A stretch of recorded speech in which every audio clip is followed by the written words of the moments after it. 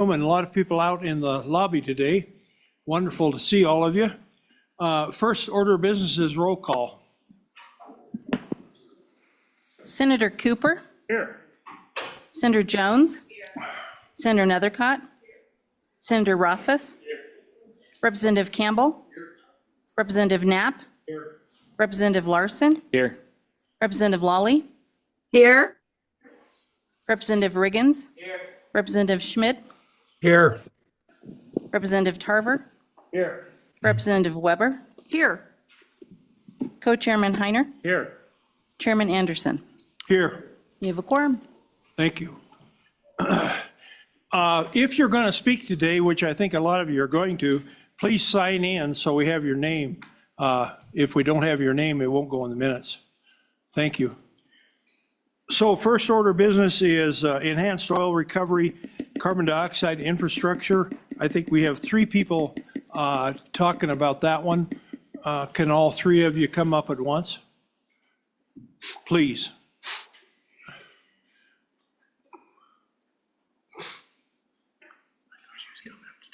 Yeah.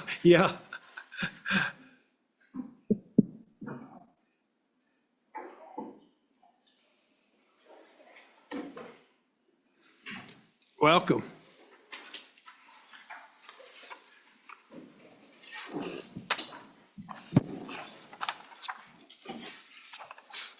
Go ahead. Mr. Chairman, thank you. My name's Lon Whitman, Director, Enhanced Oil Recovery Institute. Thank you for this opportunity. Pull that a little closer to you. Thank you for the opportunity to present to the committee. We'll continue the discussions we've had in May, move things forward for you a bit. We wanted to address some of the public comments that were made, briefly review those for you. Concerns related to aquifer damage associated with CO2 EOR. We're not aware of any aquifer damage ever in Wyoming. Supervisor Kropatch will address that a little bit more in his comments. And there was also some questions about fracking associated with CO2 EOR. And I think just maybe a little clarity for the committee would be helpful. We're talking EOR, CO2 EOR in conventional reservoirs. And traditionally and historically, conventional reservoirs are not fracked. There's no fracking involved in the reservoirs we're working. So I just put you on to page 2 briefly. This is a little diagram illustrating basically the Gillette area, and drinking water sources used in Gillette range from about 500 feet to 3,000 feet. And if you're considering, for instance, CO2 EOR in a Melaleuca formation at 8,000 feet, you've got about 5,000 feet of separation from the drinking water sources to the reservoir that you're working in. So I thought that would help illustrate a little bit the multiple layers between drinking water sources and the active reservoir that we're looking at for CO2 EOR. Page 3, I won't spend a lot of time on there, but I just wanted to mention again that EOR, CO2 EOR in the state currently is all in conventional reservoirs. And those are reservoirs that, again, you don't want to frack. You can imagine or picture a container that's been there for millions of years holding the oil in place. And the goal is not to break that apart. You want to keep that container solid and not bust it up, versus the horizontal type of unconventional reservoirs that require fracking to create some permeability and get some flow. So again, CO2 EOR in Wyoming and EOR that we're focusing on is all in conventional reservoirs. And there's a lot of effort made to ensure that we don't go above what would be called the frac pressure. On page 4, again, I think there's just to illustrate a bit some of the common lingo in the oil industry that does cause some problems or some confusion for people. We talk about oil pools, we talk about oil reservoirs, and that's not exactly what you could imagine subsurface. You don't have giant pools of oil reservoirs of oil, even though that's the common lingo. What you have is illustrated more in that lower diagram there. In the reservoir, you've got oil trapped in those pore spaces that we're trying to get out. And that's what we do for IOR, EOR purposes, is try to get that stranded oil left in that matrix. A little more complicated than just saying you've got an oil pool or an oil reservoir. So we'll switch now a little more to the focus of this committee, and that was how does the state incentivize or advance EOR in Wyoming? Chairman Anderson asked for a little more explanation on what occurred with the Big Beautiful Bill and the 45Q tax credit. And as this committee is aware, prior to July 3rd of this year, the federal 45Q tax credit provided $60 per ton for captured CO2 that was sold for enhanced oil recovery, and $85 a ton for captured CO2 that was put into dedicated geologic storage. With the passage of the Big Beautiful Bill, they put parity between EOR and dedicated storage. So for both sale, captured CO2 for EOR and storage are at $85 a ton. And the same parameters basically that were part of the 45Q earlier are still part of that bill. So on page 6, we'd like to jump into a little bit of discussion with you and ideas about incentivizing EOR in Wyoming. As you're aware, you passed Senate File 17 in the last session, and that was to do that parity in Wyoming for 45Q. And the state would provide that $10 a ton to level that benefit of 45Q from 60 up to 85. With the passage of the Big Beautiful Bill, there's wording in Senate File 17 that puts it out the window, basically. Since you have federal parity for both EOR and dedicated storage, there would be no reason to give an additional $10 per ton to create that parity. So this has been a collaborative work effort, EORI with the Oil and Gas Commission and with the Petroleum Association of Wyoming. And I just present some suggestions perhaps for discussion. Senate File 18 was also created by the Joint Minerals Committee, and that was looking more at a severance tax reduction for incremental production from EOR projects. And perhaps looking at that bill again would be beneficial. I did want to point out that in 2003, the legislature did pass House Bill 54, which provided its severance tax exemption for 5 years between 2003 and 2008 for new EOR projects, tertiary recovery from new projects. That severance tax exemption spurred development of 2 CO2 EOR floods, 2 of the largest in Wyoming, Salt Creek and Monell, that were put in place by Anadarko. So I'd like to talk to you a little bit on page 7 and give you a little clarity of what actually happened to the state by providing that tax exemption. So if you look at page 7, Salt Creek and Patrick Draw. Patrick Draw is often referred to as Monell. It's the Monell unit, the Patrick Draw field. Those 2 were started in 2003. So if we look at the period between 2003 and 2008 and look at the incremental only, the production due to CO2 injection for each field, that totals about 9.5 million barrels.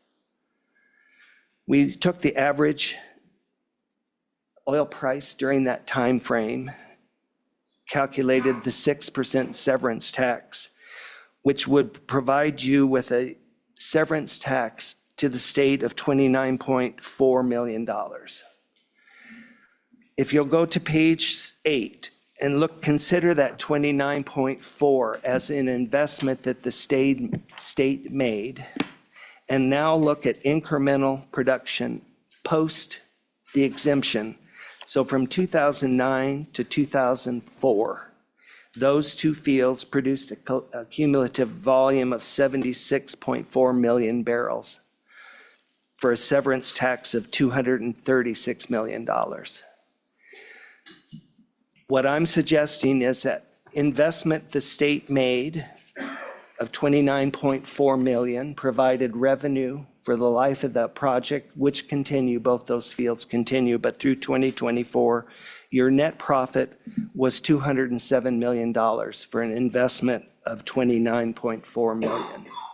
So I think it would be worth consideration to relook at Senate File 18 and perhaps look at that full tax exemption for a period of years for projects developing and allow that tax break for the operator trying to get these projects put together. So that's all I have. If you have any questions, I'm glad to answer those. Supervisor Kropatch has some additional information, as well as President Obermueller. Any questions? Any questions? Yes. Go ahead, Senator Nethercott. Mr. Chairman, thank you. Director Whitman, thank you so much. I'm a little concerned that that presentation wasn't given with the amount of enthusiasm I would have preferred. The point of it for so many members of the public here that I think aren't here to learn about EOR or enhanced oil recovery using CO2, but are here maybe for another conversation later in the day. The point of Director Whitman's testimony is that the Wyoming legislature and legislators serving before my time and before anyone's time on this committee, except with the exception of Senator Rothfuss, I think, made policy for Wyoming that seemed like a deal was being cut for our fossil fuel industry by doing a severance tax exemption. Those big coal and oil and gas companies got a deal. But in reality, that deal resulted in further growth and economic development for Wyoming. A net return on tax revenue to the state of $206 million. That's called good policy making. And you should be proud of your Wyoming legislature and Wyoming government that has been focused and supportive on these industries for decades. Thank you, Director. Mr. Chairman, Oh, thank you. quick question. Campbell. Good morning. Thank you, Mr. Chairman, and thank you, Director, for being here. Are we looking at, this is a question on timeline. Are we looking at applying this House Bill 74 like you, or House Bill 54 as I was in the past, on new projects only or existing fields too, or what are we looking at? Is this being used specifically as an incentive for new fields to come online? Mr. Chairman, thank you for that question. Yes, I think you're on.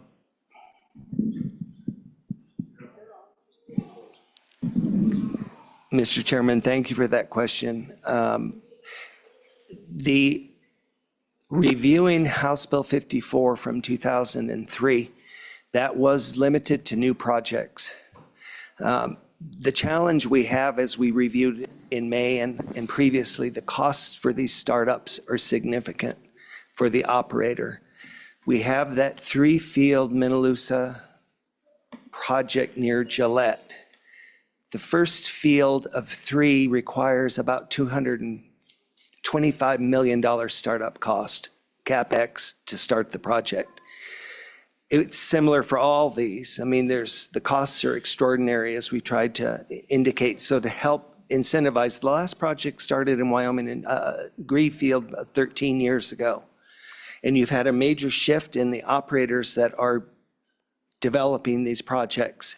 You don't have Shells and Anadarkos, and they're not the ones developing these projects. They're much smaller companies. Some are just family-owned companies.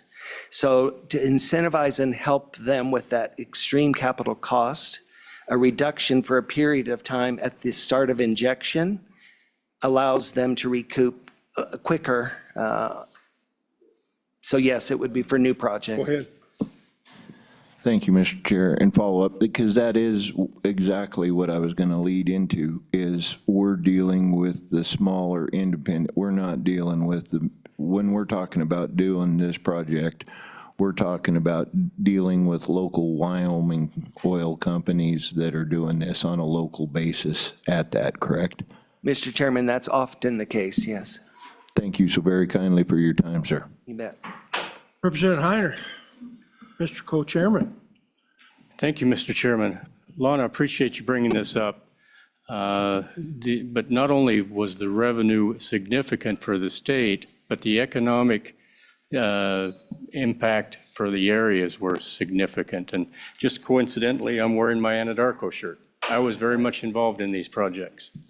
And I saw in the Patrick Draw Field going from 2 pumpers to hundreds of people being employed there. The amount of sales tax, the amount of employment that was, and 20 years later, it's still robust. It's still producing nearly 10,000 barrels a day, and Salt Creek even more. So we focus on the amount of money coming into the state, but we need to give credit to what this does to the economy in these areas. And I would be very, very interested in looking at House Bill 54 to renew that in the next few years so that we can continue the tertiary recovery, because I see a lot of aging oil fields throughout the state. This is the next frontier for our oil development here. It's harder to find new oil, but we already know where that oil is. It's just a matter of getting it out, and we have the technology to get it out now, so we need to help as much as we can. So thank you, Director Whitman, for bringing this to our attention. I think we need to, as a committee, focus on this in the near future. Yes, Senator Rothfuss. Thank you, Mr. Chairman. A couple of questions, Director. The first relates to, there was a bit of an equivalent set up between Senate File 18 and House Bill 54. Those were structured very differently, though. House Bill 54 was that leading period of time to provide you with an upfront tax relief that would then rely on the back-end relief back to the state, whereas Senate File 18 was referenced here, but it's very different, and that's an ongoing exemption. So I think it sounds like from your testimony that you're highlighting the House Bill 54 approach, which I think is a more reasonable approach. Is that accurate? Mr. Chairman, that's correct. I think, Senator, that the critical time frame, as we were discussing earlier, is that early startup and the huge capital cost. I think the other benefit of a tax exemption for a period of time, there's no cost to the state if the project doesn't go forward. You're not out anything. It's simply allowing projects that do develop and move forward to receive some benefit to assist in getting the project started. And we know from experience that these projects go on, and that Patrick Draw Field is an exceptional example in Wyoming, going from 17 barrels a day to over 7,000 with CO2 injection. So we've never had a failed case in Wyoming for CO2 EOR. And I think in our office, our common refrain has become 6% of nothing is nothing. So we need to figure out how to get you something from something new. That's the whole goal that we work every day. Thanks. And follow-up, Mr. Chairman. Yes. On the Senate File 17, that spectacular fun. We worked so hard on it for 2 years. Great work. We put rules together. Everything was ready. It was ready to go. And I think it was in existence for 3 days, if I'm not mistaken? 4 days. 4 days. All right. So a lot of action in those 4 days. There's still potentially some value, and I wanted to ask you whether this had been discussed. We wrote it such that it levelized based on a Senate amendment so that if parity was achieved, 85-85, it zeroed out to 10. That was reasonable.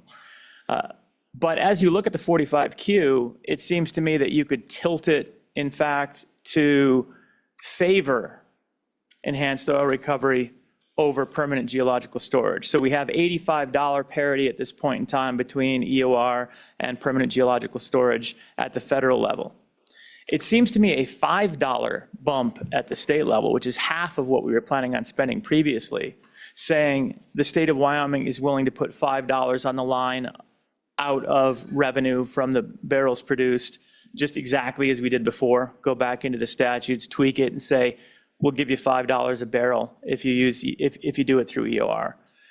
might provide an incentive through exactly the same mechanism we were using in Senate File 17, cost us half as much money as we were planning on spending on Senate File 17, and provide all of the same structure. You could literally use the same rules, which were already developed through hard work, with a couple of additional tweaks. And so I just wanted to throw that out and get your reaction, Director, and then actually get the reactions from your colleagues there to taking an approach like that that puts the thumb on the scale a little bit for EOR storage of the CO2. Mr. Chairman, Senator Rothfuss, I would support very much that idea. And I can share with the committee that in working with Senator Brasso's office in developing the parity bill, we did have discussions. I said, if you're truthfully trying to stimulate EOR, it has to be better than dedicated storage. And the fact of the matter, we have a unique situation in Wyoming where we have abundant CO2 being captured at Chute Creek, currently over 340 million a day, provided for EOR. New capture projects that potentially could provide CO2 are at such an expensive cost themselves, they need the $85 a ton for the project to move forward. If you want to incentivize, I would agree, you actually need to put sale for EOR at a higher rate than dedicated storage. I would support that. A quick follow-up on that, and I'm interested in hearing more from the colleagues that are up there haven't spoken yet too. One other thing which is valuable is the location of these. When we have parity across the country at this point, then there's no longer an incentive to be looking at Wyoming. If Wyoming is 90 where everyone else is 85, now all of a sudden you also have a desire to be operating your enhanced oil recovery or your carbon capture in the state of Wyoming, basically both of them. And that's something else that Senate File 17 was doing, was providing an incentive to be looking at Wyoming. That incentive has been obviated. We can put that back for a lower cost than we spent on Senate File 17, as I see it. So I'm interested in exploring that. Mr. Chairman, Senator, I think that's a very valid point. And I would point out I had meetings in North Dakota. They passed legislation this past session, including severance tax reduction, including a pool of money to support EOR pilots, similar to what we were doing with energy matching funds. They have a pot set up where companies doing EOR projects can put in proposals for funding support. So other states are doing exactly what you're suggesting, that we had taken a position in Wyoming, we would have been unique with Senate File 17. We should find other mechanisms to keep Wyoming in the forefront on EOR. There are no other states with 5 developing CO2 EOR projects. It's not happening anywhere. So people have been looking at Wyoming, and we want to keep them looking. Senator Rothfuss, any follow-up? Well, Mr. Chairman, I think more discussion. I do think it would be in order for us to make a motion at the end of the discussion, but I just want to hear more. I want to learn a little bit more, and then at the end, I'll make a motion. All right. Senator Cooper. Thank you, Mr. Chairman. Director, thinking about House Bill 54 and the 5-year window there that we had in place, with the cost of these projects today, they're just exorbitant. And there's always a delay in incremental production. Is 5 years enough, or do we need to extend this out to, should we consider extending this out to 7? I think 10 might be a little too long, but I'm not sure that we'd be able to recoup a large enough piece of the pie in 5 years. Mr. Chairman, Senator, yes, I showed you an example of Beaver Creek Field. Again, an exemplary CO2 flood in Wyoming. That field took 4 years of CO2 injection before they saw any incremental production. So my recommendation, if this is a direction the committee is interested in, you would start that 5-year window or 7-year window at the time incremental production is seen. That wouldn't limit you in a case like Beaver Creek, where we started it in 2003, and they didn't see any production until 2007, they got 1 year of the severance tax reduction. I think you would want to tie it to actual incremental production and not for, the bill wouldn't say between these dates and these dates this is effective. It would be by project. We provide a severance tax exemption for CO2 EOR incremental production for 5 years based on the start of incremental production. Something to that effect, where you're really zeroing in on each project. It could take some of these 5 projects 5 years to get off the ground. If we've already put in the date going from 2025 to 30 and they haven't even started, they've missed the window. So yeah, I think you're on a very good track. Follow up? I think Campbell was first. Thank you, Mr. Chair, and thank you, Director. Although, I'm going to be very honest, the Senator's questions, I was going to ask, the biggest risk with this industry is the time period that it takes to saturate that formation to where we're actually getting production from it, correct? Mr. Chairman, that can be a problem, yes. It depends on your reservoir, and it depends on what they've done prior to starting injection of CO2. So the pressure has to be built up in the reservoir. Some companies are going to take an approach and not use CO2 because of the cost. So you want that reservoir pressure back up. Grieve Field, for instance, they tried a number of approaches, including nitrogen, which is not cheap either. They also looked at water and eventually then went to CO2 to keep their costs down. But yes, that period before you see response is critical. I actually, in a former life, participated in a freeze wall technology with nitrogen, so I'm very well aware of what you're talking about. But I agree that we need to discuss this further, as Senator Rothfuss said, and regardless, I think we need to keep a sunset date in mind with this project. Thank you. Representative Tarver. Mr. Chairman, thank you, and thanks, Lon, for the presentation. So we're talking about timeframes, and the way you explain it, there isn't an exact time frame for any of them. So why couldn't we, and hopefully our senator down there will have a good idea, but why couldn't we tie it to the production instead of tying it to a timeline? And we just make it when they start having production that we would start to tax it. That would solve the whole problem, and it might be 5 years, 3 years, 7 years, whatever it takes, and that way they're not burdened one way or the other. And then also, if it's sooner than later, we get the profits off of it. Mr. Chairman, yes, and I think, but you would probably want a time frame that they're allowed to get the tax exemption started when they see incremental production increase. Okay, no more questions? Oh, one more. JR, go ahead. Thank you, Mr. Chairman. Thank you, Mr. Whiteman. Considering the parity now between permanent sequestration and recovery, so far as overall supply in the future, if you made a determination for permanent sequestration as a company and now the parity is there and maybe the value would have been more better the other direction, do you see any changes to those arrangements already in place? Mr. Chairman, I think there's always a potential that you could see some revisions to plans on existing capture projects that are in development. What I've understood through communication and conversations, some of the funding that was made available for some of the current capture projects moving forward did not allow for CO2 sale for anything to do with oil. The whole goal was to not have oil. We're trying to get rid of problems that oil created. And some of the associated funding for some of the capture projects had that type of restriction in it. So the question about having enough CO2 for EOR in Wyoming is going to always be there. We have a very good partner with ExxonMobil, and we respect and appreciate that partnership.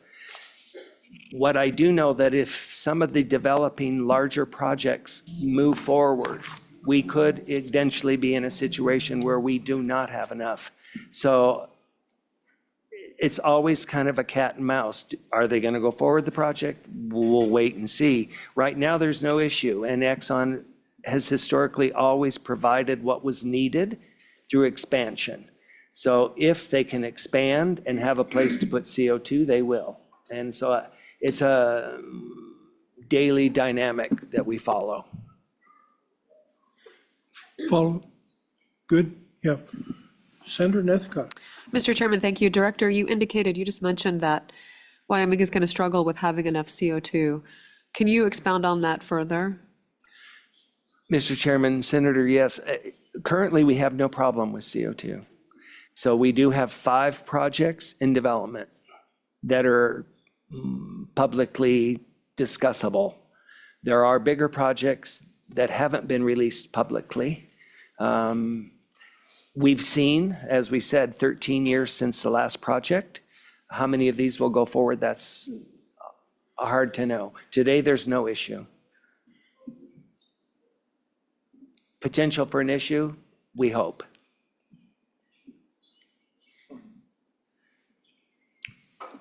Representative Campbell.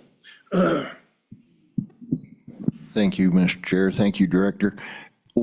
How many states are actively looking, just looking at projects with this? Because I think this has a huge potential. And what are we doing to engage with other states as far as this technology goes? Thank you. Mr. Chairman, as far as enhanced oil recovery using CO2, your leader has historically been Texas. Recent meetings, I'm not aware of developing EOR projects currently with CO2 in Texas. That may change. North Dakota is and has wanted EOR for a long time. Their problem has been no CO2 source. That could change. They've wanted the pipeline brought in. They've tried a lot of mechanisms to get CO2 into the state. They have considerable upside. North Dakota is actively looking. Oklahoma, Kansas has projects. That's the primary. Utah, neighboring states that are active in CO2 or would like it. Mr. Chairman? Thank you. And following up, because that's what I was alluding to, is with presenting this technology to other states, my biggest concern was, of course, what we were just discussing, possible lack of carbon. So I guess where I'm going is, have we looked into power plants and other carbon producers in other states? I'm just wondering, have we done a deep dive, kind of looked at carbon producers that are near existing oil fields or gas fields that could be applicable for this? Because I think, man, we're going to need a lot of energy, and this is exciting technology. But what are we going to do? Because I know we discussed, like, the Dave Johnson power plant had opportunities, but we have no pipelines. And the big national pipeline that comes out of southeast Wyoming runs through there. But what are we looking at for ways to increase access to CO2 capabilities? Mr. Chairman, I think, these conversations do intersect. In Mr. Luthy's presentation yesterday in the House Bill 200, to capture off coal-fired power plants, there was a lot of thinking behind that whole concept based on need for CO2 for enhanced oil recovery or the potential shortage. The other thing that we have not discussed out of ERI, and as I said earlier in the presentation, we're looking at conventional existing legacy oil fields in Wyoming, vertical conventional fields. And those estimates that you've seen over the years of 2 billion plus barrels, that's all in conventional vertical fields. We haven't even touched the shale. So we're behind. This is my opinion. We haven't invested a lot of time at ERI in the shale, horizontal, unconventional world. There hasn't been a place for us yet to look at EOR, IOR options in unconventionals. Those discussions are starting with a number of companies with EORI that are looking now, your average recovery out of a horizontal unconventional well, maybe 7%, 10, you would be doing quite well. So they have huge production initial rates, pays off the drilling, and then the decline starts, and it's long life, low rate. Companies doing that work in Wyoming are reaching out. I've had a number of conversations. Are you open to that? We are open to it. It may not necessarily be CO2 that they want to use, but IOR, EOR options in shales is going to develop in Wyoming. They're all going to be legacy at some point. They're all going to be the same kinds of things we're looking at in conventional fields in Wyoming. Okay, thank you for your testimony. Before we go to the next speaker, I have a few legislators in the room I'd like to introduce. Lloyd Larson, right back here, Lloyd. Laura Pearson, I thought I saw her coming, yeah, back there, yeah. And Bill Allemand is here with us. And Ogden Driscoll sauntered in, somewhere back there. Ogden, oh, there he is over there. Yes, thank you for being with us. We have several county commissioners and several city people with us also. Oh, yes. Yes, just a minute, till I get done with this little deal here. I wanted to thank the person out there in the lobby that quieted down those House members.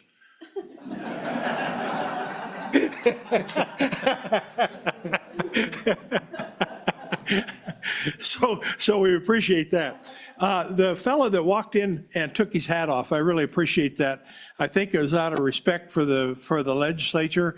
If you have a hat on, please remove it while you're in the room. That is a very nice gesture. Thank you very much for that. And now another question for Lon. Senator Nethicott. Thank you, Mr. Chairman, and I appreciate the time this morning. Director Whitman just identified and referenced House Bill 200, which we heard and we've continued to hear continuing conversation over House Bill 200. There's been a lot of conversation on social media that just happened yesterday, and of course, Cowboy State Daily issued a story on that too, with perhaps a misleading headline, but we know that doesn't happen often. But I do think it's important, in light of the interest in this meeting today, the members of the public here, to further discuss that. Going back to your identification of the need for Wyoming to have more CO2 and the country to have more CO2 in order to protect our legacy industries, which helps coal, oil, and natural gas. And the only way to get CO2 is through something called carbon capture. And so it's this unique thing that's happened in this country and the world of these competing interests, which we refer to as the left and the right. The left is concerned about CO2 going in the atmosphere and causing global warming. The right, or at least some of us on the right, are concerned about CO2 to empower and enhance technologies associated with our legacy industries. So House Bill 200 was put forth through the leadership of our governor and many members of this committee and members of the legislature in order to protect those legacy industries by forcing power plants and power producers to do R&D or research and development associated with carbon capture technologies. And so even though that term carbon capture sounds like a liberal leftist woke idea, Wyoming, being smarter and more advanced, used that opportunity to protect coal, oil, and natural gas. So Director Whitman, could you help explain how CO2 and carbon capture is doing that now? I know that's a very big answer, but I think that's really important, and how House Bill 200 has supported those efforts and have protected coal, oil, and natural gas. Thank you. Mr. Chairman, yeah, as I mentioned, there were a lot of conversations and a lot of work done. I wasn't directly involved in the House Bill 200. I got more involved later when there was concerns about CO2 for enhanced oil recovery and the volumes that we would need moving forward. Obviously, as the director of the Enhanced Oil Recovery Institute, we're going to be concerned and focused on assuring that the value to the state continues. The 1.16 billion that's been provided through enhanced oil recovery continues and increases. And we walk that fine line of the current supply from our partner at Exxon. What we want to see is expanded CO2 EOR in Wyoming and not get into a situation where we can't expand because there isn't the supply available. So from a perspective of the Enhanced Oil Recovery Institute, what you want to ensure is that the volume needed for EOR projects moving forward is there. And if that can be supported and supplemented through capture off of existing coal-fired power plants, Dave Johnston was mentioned. I mean, you're in the heart, in Gillette and in Glen Rock, in the middle of oil fields. It's the same in the southwest parts of Wyoming. We've done studies, provided studies in the past about CO2 EOR options near power plants. We could bring those back out, revise, re-show those. So we're constantly looking at, if we need CO2, would we want to look at capture off of coal-fired power plants? We weren't in the climate change discussion. We weren't in the clean up the atmosphere discussion directly. We were looking at the industry that benefits from having the CO2 available. In the long story, enhanced oil recovery has been storing CO2 for over 60 years. It's a natural part of the process. And the oil that you produce is lower carbon footprint. You end up storing more CO2 in the reservoir per barrel produced than will be emitted from the use of that barrel. So from our perspective, it makes all kinds of sense to continue to develop CO2 EOR and oil production. You're storing low carbon oil, and we want to ensure that that continues for the state of Wyoming. Mr. Chairman. Go ahead, Cooper. Yeah. Be right back with you. Thank you, Mr. Chairman. So not to go back and waste time rehashing the vote over HB 200, I think that's done and over with.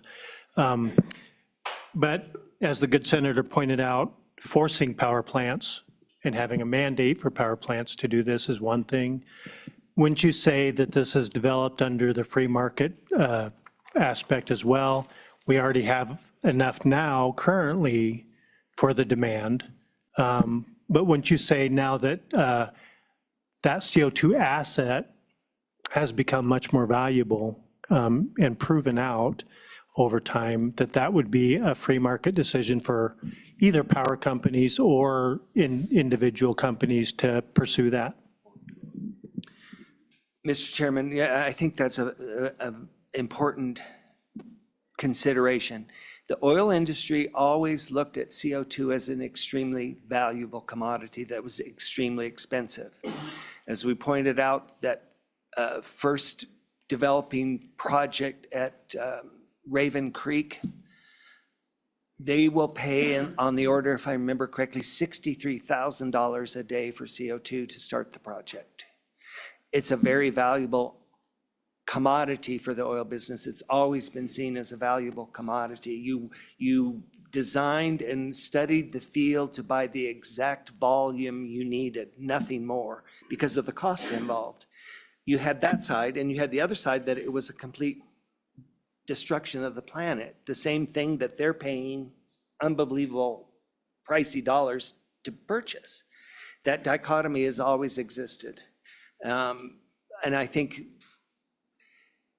I was at a thing in Houston where Chuck McConnell was giving a presentation, former assistant secretary, and his comments were that, you know, the storage industry, the CCS industry will never move forward unless it as economically viable as an industry.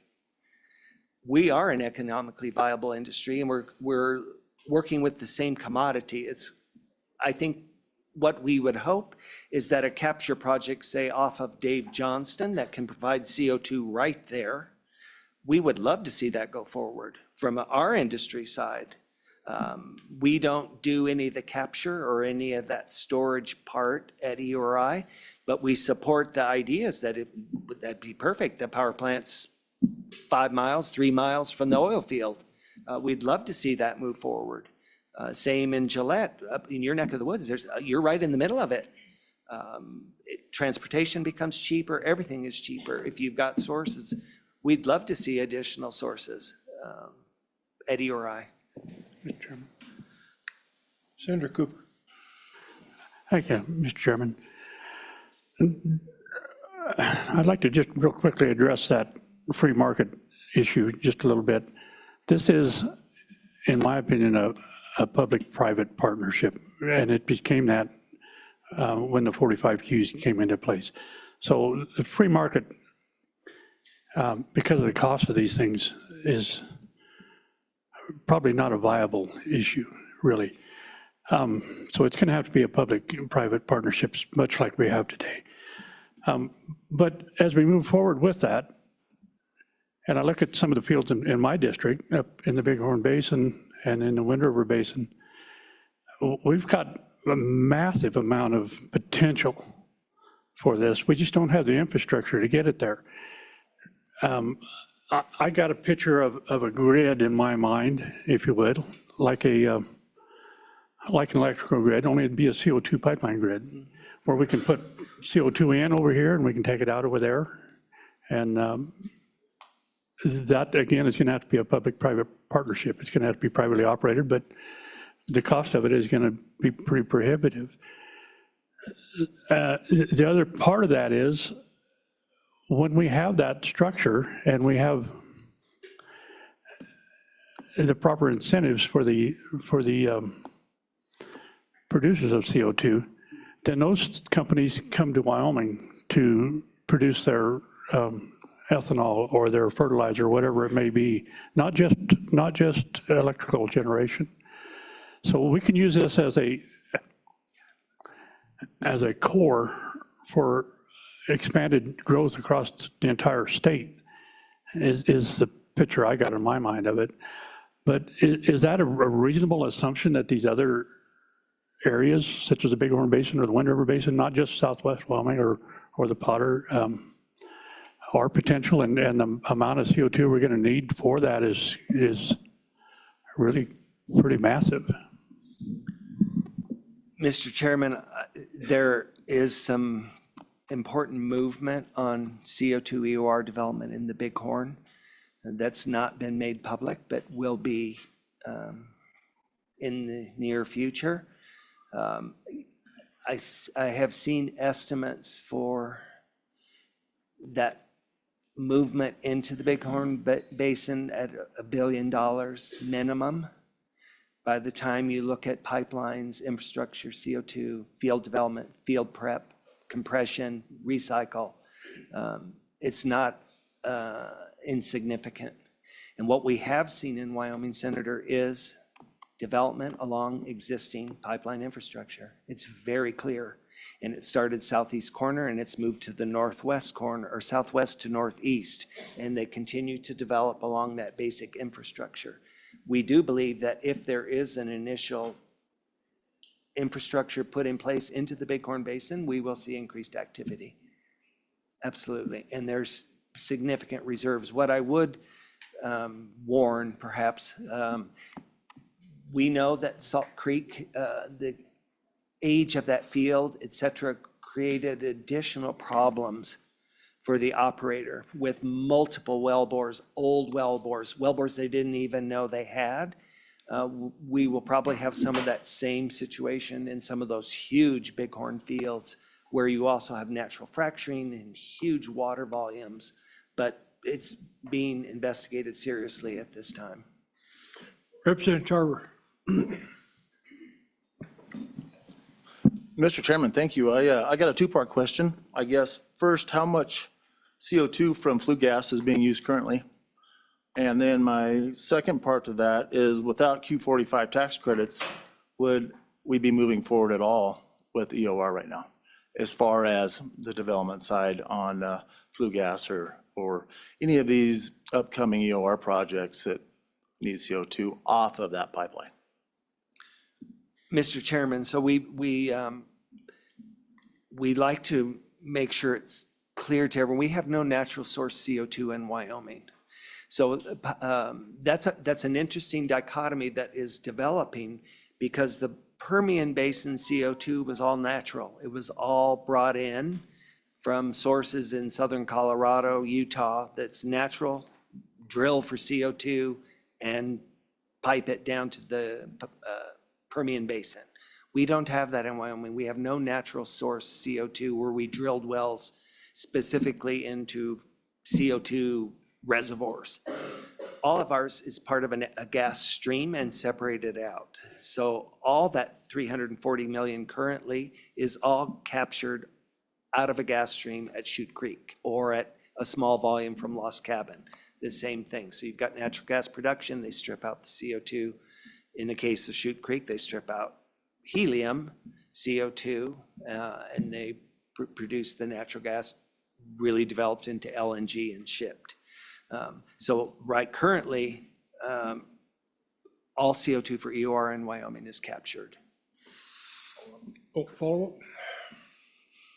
Oh, and thank you for that. I was referring more to coal-fired power plants, and I was just curious how much we're taking from them currently.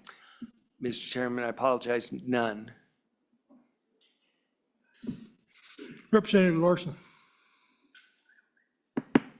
Thank you, Mr. Chairman, and Mr. Whitman, thank you for being here. One of my bigger concerns is Wyoming, if we do nothing with this, if we let the so-called free market stand in our own little box here, we're going to be left behind. And we have other conservative Republican states around us providing incentives for EOR. And if we just shut our minds off to it, are we risking being left behind is my question. Mr. Chairman, I guess I would respond that an agency like EORI, we would really hope that this committee would take that approach and develop incentive to keep Wyoming ahead of the game in enhanced oil recovery. And as I mentioned earlier, no other state has 5 developing projects currently, none. And part of that is the work environment in Wyoming that they like. They have infrastructure in place and they have CO2 supply. And it is advancing projects. If we can stimulate that and support the operator to do more, they will. Chairman? Yes. Mr. Chairman, thank you. Director Whitman, you heard, the question was asked, how much carbon is captured off of our coal-fired power plants? And you indicated the answer was none. Can you help explain why that is? Because I know you indicated that you would just love for Wyoming to be able to capture that CO2 from those coal-fired power plants so that we can utilize it and sell it for projects like enhanced oil recovery. But could you help us understand why that technology isn't currently in place, or why we're not able to capture that CO2 being emitted from those coal-fired plants? Mr. Chairman, from my perspective, again, EORI doesn't get involved into that capture technologies, the project work. But what I am very aware of is those capture technologies are extremely expensive. Obviously, we collaborate as a partner with the School of Energy Resources, and Dr. Krutka, their team, has done significant work in that area. And we have the added benefit in Wyoming, which is unique, of the Integrated Test Center. I believe that whole movement was a desire or forward thinking of the state of Wyoming to take the lead in capturing off of coal-fired power plants. Yes, we're concerned about the environment. Nobody wants to destroy the environment, and that is a part of this. But it's forward thinking, as you mentioned earlier, Senator, about ensuring our legacy industries move forward, continue forward, have a role, and provide revenue to the people in the state of Wyoming. So capture from that perspective is important, but I think the cost hurdles have limited advancement from my perspective. Okay, I noticed we have a couple more legislators that moved in, that came in, and when they came in, it really quieted down out there. Alicia Campbell, thank you for being with us today, and Tony Locke, thank you for being with us today. So are we ready for the next speaker? We're moving right along here. We've got Lon taken care of, and now Tom. Thank you, Mr. Chairman. My name is Tom Kropatch. I'm the Oil and Gas Supervisor at the Oil and Gas Commission in Wyoming. Maybe I'll take a step back from the conversation and the questions that Director Whitman had and want to go back to the differences on fracking and EOR, injection for EOR, just very briefly. Director Whitman mentioned some of the technical reasons why you don't want to frack in EOR, CO2, or any EOR scenario, really, and reasons why you don't need to. I just want to touch a little bit on the regulatory side of that. And so I do have a presentation I provided mostly as background for all of you, but we'll flip through that very briefly. So on page 2, as you all know, and as we've discussed previously, UIC, underground injection control, is a federal regulation in the Safe Drinking Water Act. Wyoming was granted primacy for the Class 2 wells, which are oil field disposal or enhanced recovery injection wells in 1982. And so we regulate that through the UIC program. Hydraulic fracturing. We got somebody who says he can't hear. Can you move a little closer to you? Yes, Mr. Chairman, I can do that. You bet. Thank you. Hydraulic fracturing, Mr. Chairman, is not part of the federal regulatory environment. And so that the regulation for hydraulic fracturing is left to the states. I do have an asterisk on that part of that page, on page 2 there. There is a caveat in the federal regulation that if somebody wanted to do hydraulic fracturing with diesel fuel, then it would be regulated under the UIC program. And so that's there. In Wyoming, and in anywhere in the country that I'm aware of, operators do not do hydraulic fracturing with diesel fuel. And so that really doesn't come into play. And so Wyoming passed its regulations on hydraulic fracturing most recently in 2010, and a fairly comprehensive regulatory program on that, and I will add a few details in a minute. But on page 3, details about the UIC program, we require that the injected fluid, whether that's CO2, produced water, or any other fluid that's injected through the UIC program, to remain in the injection zone. The main goal, or one of the main requirements of the UIC program, is that you do not impact underground sources of drinking water. And so that fluid that you inject has to remain in your intended injection zone and not migrate to other zones. We set maximum injection pressures on those wells and that are designed not to create fractures in the formation, in your injection formation, or in your confining units. And those are set by actual data collected on the injection well itself. So it's real life data collected in the well you're injecting into to not create fractures in that formation. And as Director Whitman mentioned, the intent of EOR is long-term injection to try to contact as much of the pore space as possible so you can sweep the oil out of that pore space. If you were to create fractures in that zone, you would essentially short circuit your intended injection. You would allow quick flow of the fluid from injection well to producing well, and essentially not, you would not be meeting the intent of that EOR. You would not be sweeping the oil out. You would be short circuiting your project. So on page 4, Mr. Chairman, just kind of an image of what the intent of that injection with EOR is intended for, to try to sweep that entire depth or the entire thickness of the formation of the injection zone there with CO2, in this case CO2 and water, which is the way most of our projects in Wyoming work, where they do water alternating CO2 injection. Mr. Chairman, then moving on to hydraulic fracturing and just a few issues on hydraulic fracturing. The goal of hydraulic fracturing is to create fractures in your reservoir, in the formation that is the oil or gas is present in. You inject fluids to carry sand or some kind of proppant down into that formation. The fluids create the fractures in the proppant. The sand is left in place to prop those fractures open. They connect to the pore space and create pathways for fluid to flow in tight reservoirs. Essentially, in reservoirs where there is no permeability, you're creating the permeability for the fluids to be able to flow. And the other thing to keep in mind with hydraulic fracturing, once you've pumped those fluids, created the fractures, propped them open, you immediately put that well back on production. Those fluids flow back into the well that you injected them into. And then for essentially the life of that well, you're producing it. So you're creating a pressure sink around that well where fluids flow from the reservoir and into the well, not the other way. You're not pushing fluids out into the formation. You're pulling fluids into the well from the formation. So all the flow in that area is towards the well, not out into other formations or into other potential drinking water zones, for example. And on page 6, just a little bit of information on the chemicals and the fluids used within hydraulic fracturing. I won't go over that table, but it gives you some of the common chemicals used and other common uses for those same chemicals that are used in hydraulic fracturing.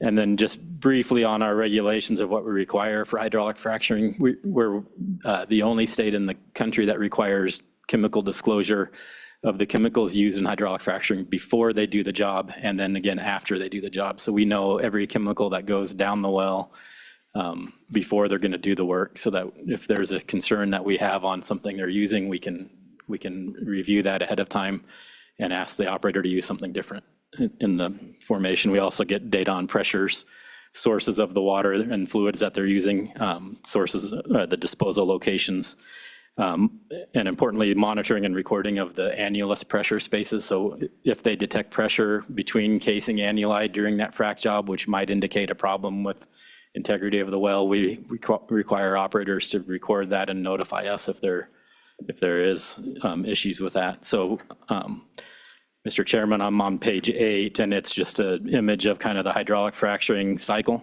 And Wyoming has regulations throughout that life cycle of hydraulic fracturing that protect public health and safety and drinking water and the environment. So, Mr. Chairman, now moving on to the purpose today, the incentivizing EOR, and I think the discussion that you had with Director Whitman covered almost everything I have in my presentation, so I won't go over much of this, but as you know, on page 9, the costs are high. There's infrastructure, there's field work that needs to be done in the oil and gas field to redo wells, there's CO2 purchase. And so it's difficult to compete for capital from these operators when you can drill, maybe 10 or more horizontal wells and get an almost immediate return on your investment. That capital flows to those wells and a lot of times not to these EOR projects. On page 10, the benefits to the state, I think some of that discussion already occurred, but obviously severance tax, ad valorem royalties that can last for decades on these fields, but you also get, as Co-Chairman Heiner mentioned, increased employment, you get sales tax collections, you get many other benefits out in your local communities, and you get long-term increased production from these existing fields, so you don't have to spend the money to go look for more oil, you get it right there.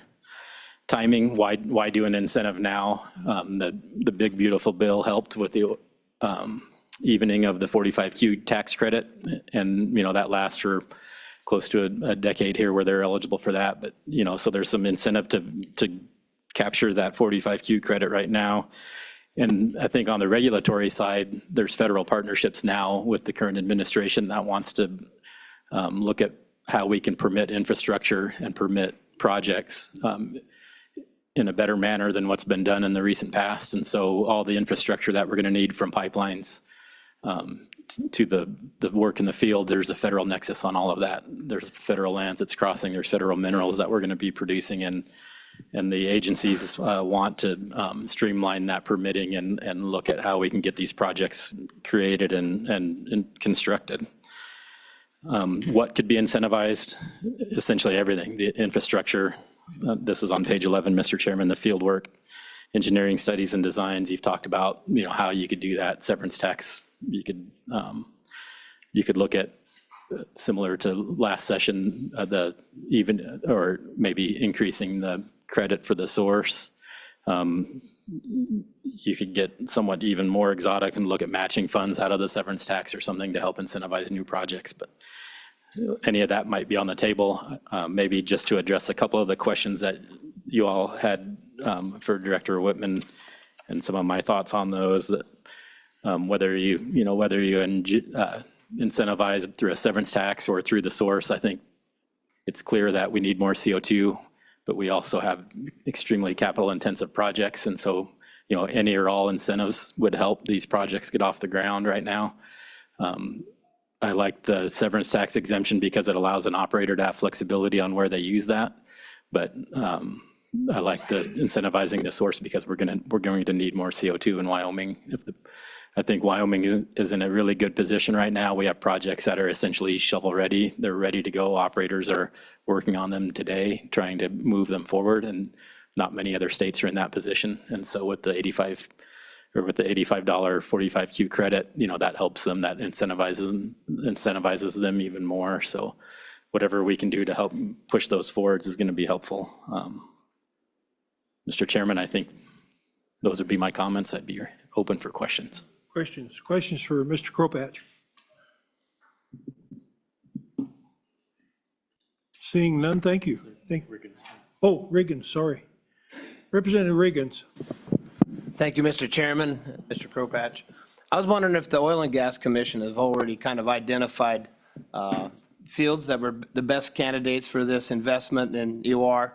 For example, I'm looking at the previous presentation where you show Big Muddy and another Raven field, and a difference in CapEx for those projects with about the same amount of oil. So how does that play into decision-making process, not for the producer, but maybe for saying go ahead, and as far as our decisions, legislators, to semi-back finance some of that or take some of the pressure off of that expense?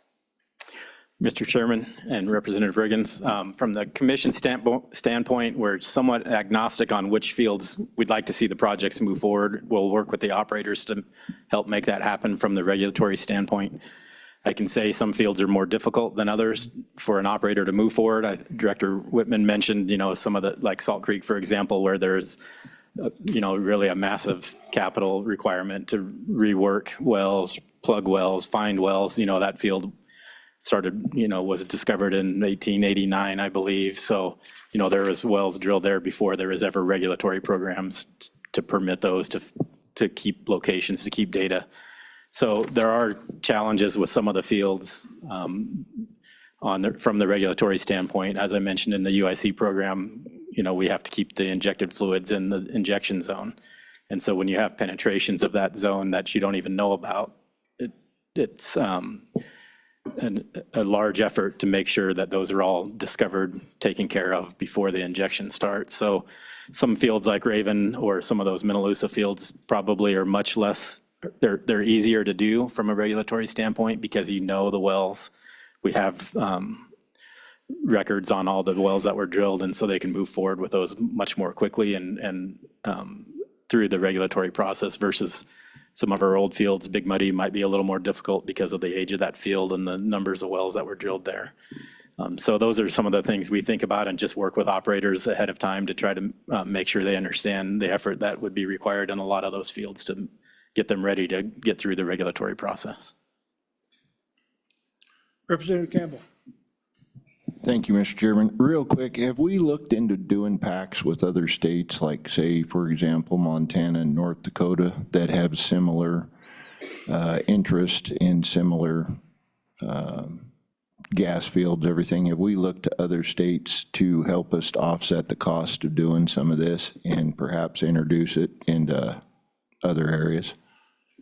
Mr. Chairman and Representative Campbell, we do work with other states and really hear from other states through some of the organizations we participate in. Interstate Oil and Gas Compact Commission is probably the largest one that the Oil and Gas Commission participates in with other states. In some cases, it almost becomes competitive. For example, the pipeline from Chute Creek is now extended all the way to North Dakota, so they're somewhat using the CO2 we would like to keep in the state. But there is a lot of information shared, technical knowledge shared, issues like that help us all out, and definitely do work closely with the commissions in the other states to figure out what's going on, common operators, common projects, sometimes crossing borders and things like that. So we do have good relationships with the agencies and communication with those organizations. Okay, thank you, Mr. Kropatch. We'll move right on to the third speaker. Thank you, Mr. Chairman. Pete Obermuller, President of the Petroleum Association of Wyoming. Mr. Chairman, I've got great news. You're only a half an hour behind, and I'm just getting started. This is good. Oh, okay, thanks for your comments. Yeah. I'll take any questions. I'll take any questions. Mr. Chairman, I am going to, I had a stem winder of a speech for you, but I'm going to truncate it all and focus on two things and then provide a suggestion on the committee moving forward. And of course, you can do what you want as the committee of jurisdiction. What I want to lead off with quickly, Mr. Chairman and committee, is it is shocking to me, and I imagine to you, that in the year of our Lord 2025, we find ourselves in a resource-constrained environment. That we collectively in Wyoming and in the United States cannot produce enough energy to meet our demand. And you may have seen the story in the news today. You probably saw the announcement when it first came out. In Laramie County alone, one new planned AI data center project in Laramie County will require enough energy that is 10x the time of the rest of Wyoming combined. Shocking. And they're going to run it with natural gas plants and some renewables. But we can't meet it. We can't meet it. And so I regret that we're behind schedule, but I don't regret spending the time on this because we are in a position to help Wyoming and the United States get out of this resource-constrained environment, and part of it is with EOR, Mr. Chairman. So I really appreciated my colleague, Mr. Detai's testimony yesterday when he talked about he and I and his members and my members have always been in this position that is not true in other states where we do not participate in a circular firing squad. We support each other's energy development because we need it desperately. We need it all. And I was super interested in the conversation of my friend and the good mayor of Pinedale talking about pivoting to use the word pivot when talking about travel and tourism. I would suggest to you, same with Mr. Detai saying they have a much longer runway than people give them credit for. There is no pivot. There's not a pivot happening in Sublette County or Pinedale. Last year, travel and tourism in sales and use tax revenue paid about $20 million in sales and use tax, which is primarily tourism. That's great. I love that. Oil and gas paid over $400 million in taxes in Sublette County alone, 2024. There is no pivot. There is a natural resource base that allows the good mayor to invest in things that bring people to Wyoming to see our beautiful open spaces. That's what's happening. And that's why this EOR discussion is so important. So, Senator Nethercutt, I'm trying to bring the energy you were desiring on this. So, with that, let me just finish there and just really pains me to do this, Mr. Chairman. I have 3 suggestions on what you're going to do. I know this is your last meeting. Perhaps you need to request a little more time to talk about the right path forward here. You're not going to hear me object to Senator Ross's suggestion of taking SF-17, rejiggering it a little bit, making it smaller, a little bit more affordable, et cetera. I won't be opposed to that. You're not going to hear me object to the suggestions of my colleagues about just a severance tax reduction, time limited, some way as well. That's also a possibility. I want to suggest a third one, that it's just a policy decision on your all's part. What I loved about SF-17 never worked so hard for a bill that got repealed faster, is the concept of taking those taxes, that $400 million from Sublette County I talked about, and reinvesting it in the industry that allows Wyoming to do so much of the other things it wants to do. And I want to make sure, can we capture that idea? Even though SF-17 was repealed in 4 days. And for good reason. The federal government looked at Wyoming. Senator Barrasso looked at the action you did and said, yeah, well, if the legislature supports that, then this is good enough. This is the best idea coming out of Wyoming, and it's good enough for the country. And we're going to do it, and it passes Congress. Exactly. Exactly. So I love that. So I don't want to lose that idea. Another possibility is they've equalized at the federal level. That tackles the issue of reducing the price of CO2 for EOR projects. Great. Let's add to that with an infrastructure fund, separate from the large energy matching funds, a different EOR-specific energy matching fund for the life of EOR. It could be NEPA requirements, could be pipeline infrastructure, could be other parts of EOR that is then paid for with that same concept. 3% of the taxes go back into the fund and we reinvest so that EOR projects, we can overcome these CapEx expenses for EOR projects. Mr. Chairman, what I'm suggesting is a $250 million grant fund funded by oil and gas taxes, not by the good folks sitting behind me. Unless some of my members are back there, then it's them. But that's what I'm suggesting. And really the meat of it, same with Senator Rothfuss, the meat of it is already there. We have the concept of a recycling fund that runs through the Wyoming Energy Authority, paid for by incremental taxes, but then is reinvested through rules in that agency to exactly what I think Representative Riggins was talking about which ones make the most sense. Then we can evaluate that. And we can we've talked about this with Director Krieger, have different buckets of resources available depending on the risk assessment. Some of them have a little more risk, some of them really don't. And we could decide what are the appropriate rules for those risk assessments. But that's the kind of, if we want to move the needle, we can't play small ball. And you and I have talked about this, Representative Riggins. We can't, if we're going to move the needle, we have to think very big on this. And that's why I'm suggesting such a large number. So, Mr. Chairman, 3 things. There's no way you're going to decide that today with such weighty topics coming up after. And I would suggest either A, maybe a working group and we do it singularly and work it through a different committee. I don't know. I defer to you all. You're smarter than me and all that. But I think that there's good reason to move forward. Well, lots of good suggestions there, and we know now you don't like to pivot. Representative Tarver. Chairman, thank you, and thank you, Pete, for your testimony. And I guess this could go to any of you. Do we know what our reserves are in Wyoming for natural gas and methane? Are those numbers calculated? Untapped resources there? Mr. Chairman, Representative Tarver, unless these guys have that on the top of their head, I can get you those numbers. I don't have them right in front of me. Estimated reserves are always tricky. They talk about recoverable reserves, and that's a different number than what's there.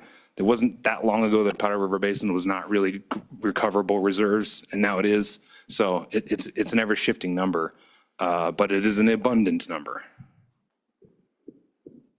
But mostly on this EOR, you're talking about oil, not natural gas, I think, right? That's correct. And we do have that number of that's in some EORI reports about what we think are accessible. Yeah. And it's quite a lot. Yeah, okay. Yes? Thank you, Mr. Chairman. Mr. Obermueller, we've talked before in committee about using, for instance, WEA and 45Q for EOR, basically ROI.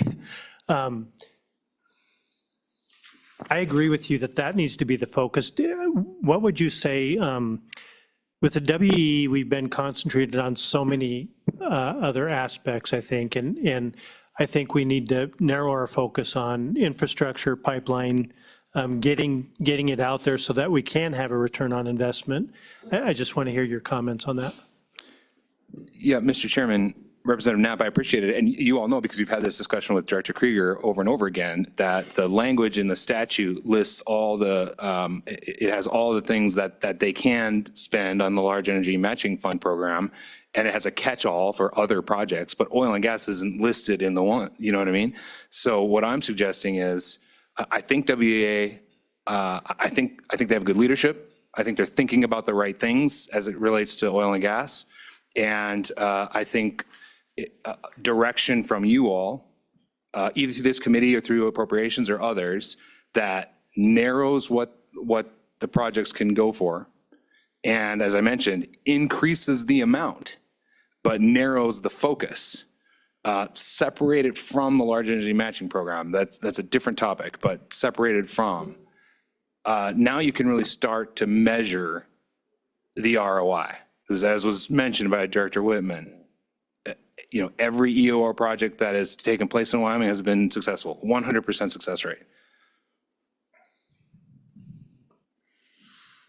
Other questions? Other questions? Oh, yes, Representative Lawley. Good morning, Mr. Co-Chairman. How are you? I hope you're doing well. I hope so too. Yeah, thank you. Mr.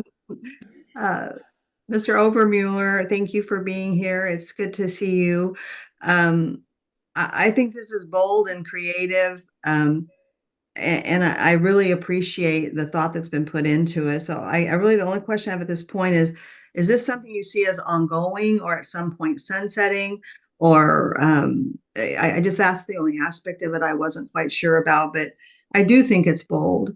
I do think it's timely, most importantly. So, and would be happy to be a part of working on it.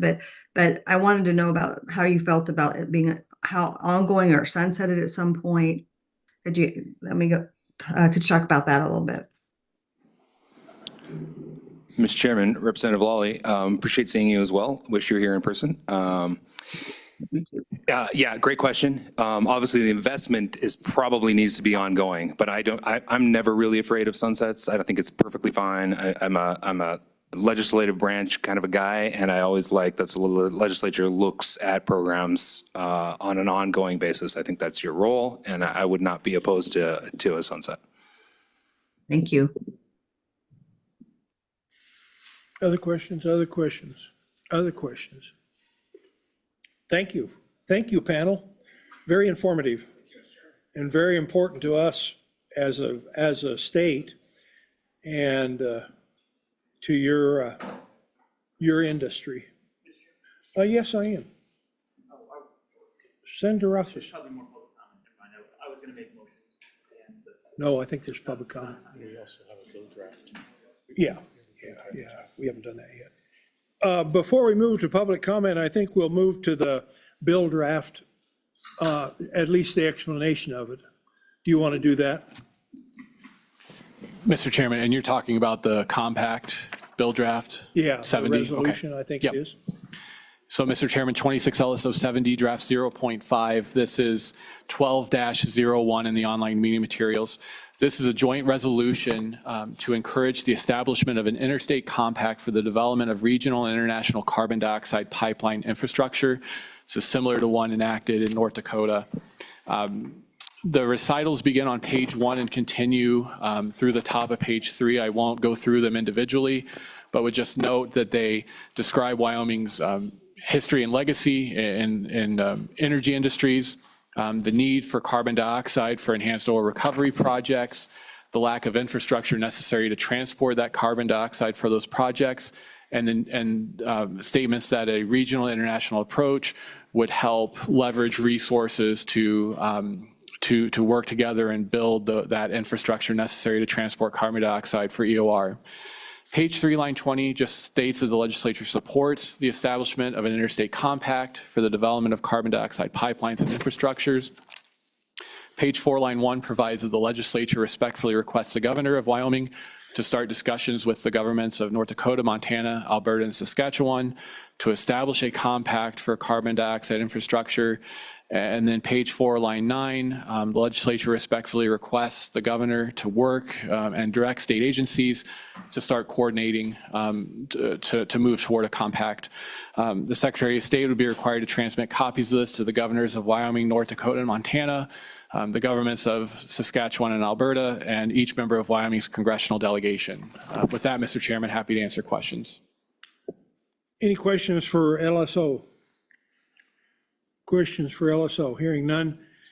Before we act on this resolution, I want some public comment on the presentations or the resolution. Any public comment? Yes. Come on up. Come on up.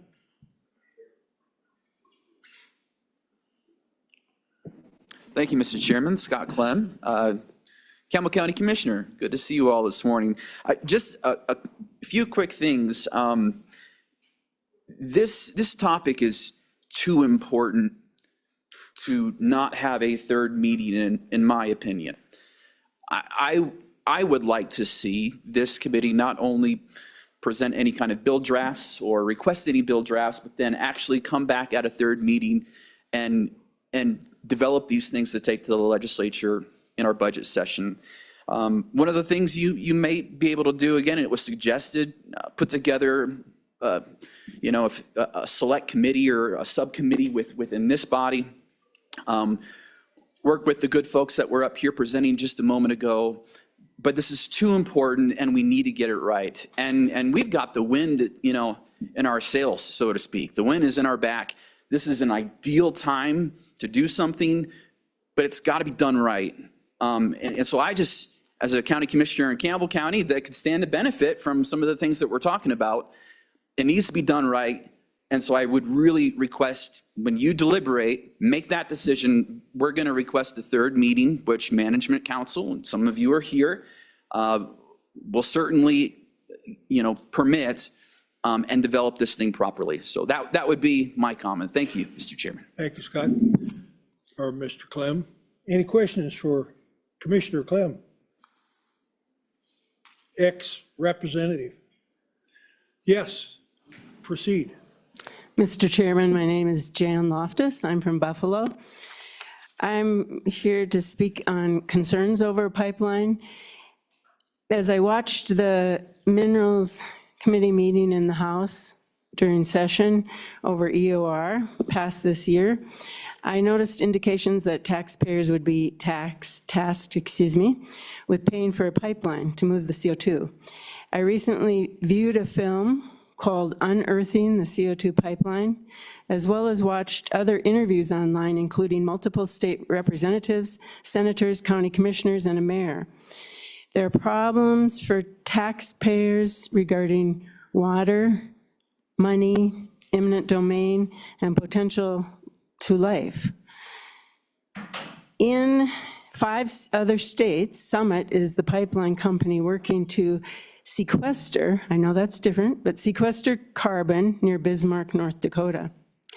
If you pass this compact, will you be able to fulfill your role to protect the people's rights to property and possibly life?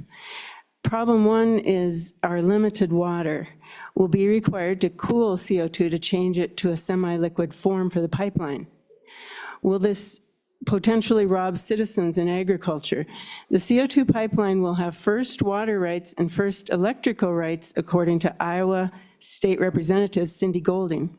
Problem number 2 to consider is money. Taxpayer money benefiting private companies in this case.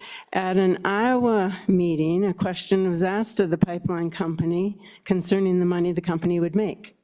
You plan to sequester 18 million tons near Bismarck at $85 a ton under 45Q for $1.53 billion.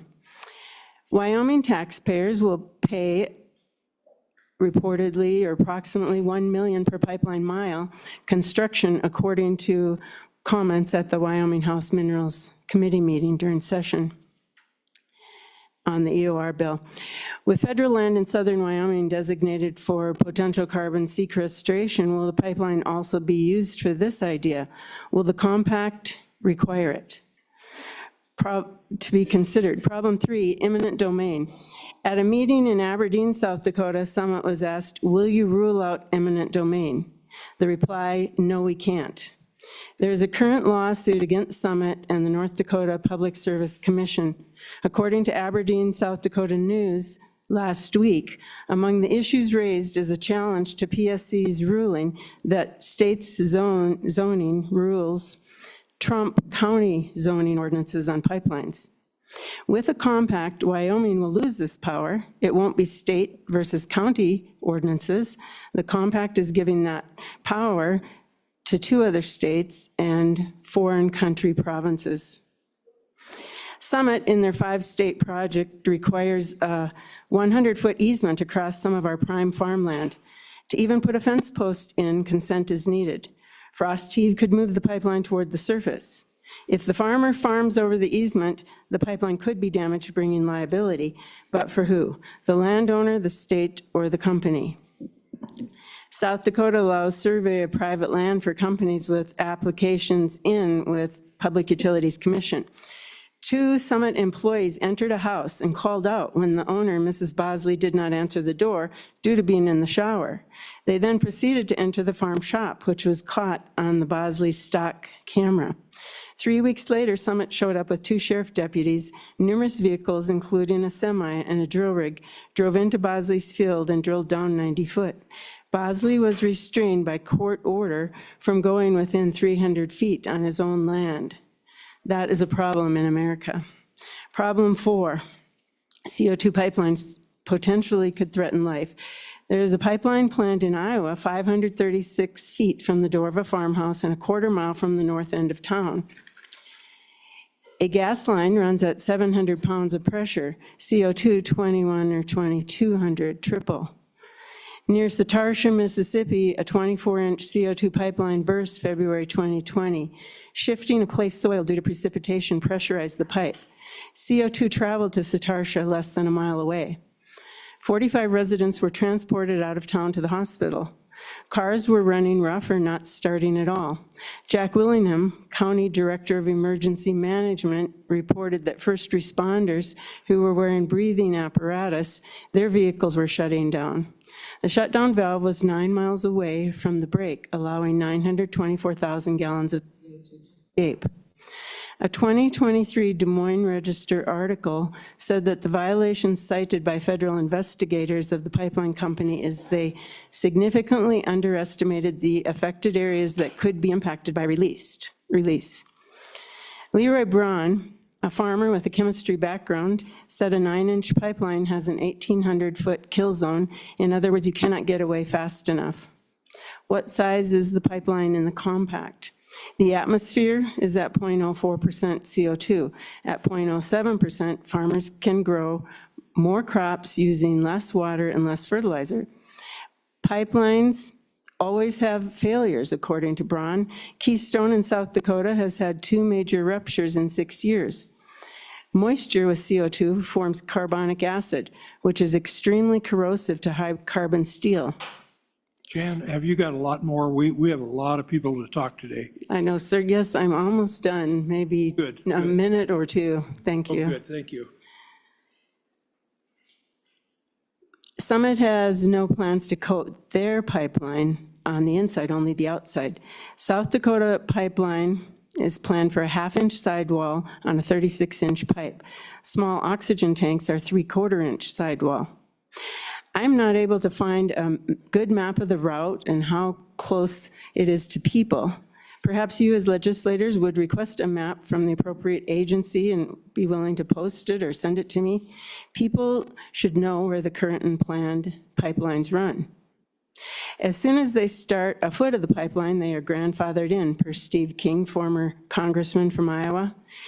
If Wyoming attempts to make future law to protect citizens' physical danger or eminent domain, a compact will very likely take precedence. Interviewed in the film, Unearthing CO2 Pipeline, I viewed South Dakota Representative Carla Lem, who brought a bill to protect against eminent domain usage. The bill failed, and greater than 160 landowners were condemned. South Dakota passed a bill stripping the rights of landowners. The people got 30,000 signatures to put it on the ballot, and the bill was overturned last November. South Dakota legislation now bars the use of eminent domain, per Des Moines Register article. This compact is a weighty decision that you will likely not be able to reverse. If not a no vote today, I ask you to table it. Speak to South Dakota legislators, especially Carla Lem, and view Unearthing the CO2 Pipeline at standourground.watch/pipeline. Also, you could view Congressman Steve King talking about property rights at freesoilfoundation.com. I could send these links to you. I'd be happy to. Thank you for your time. Thank you, Jan. Go ahead. Go ahead.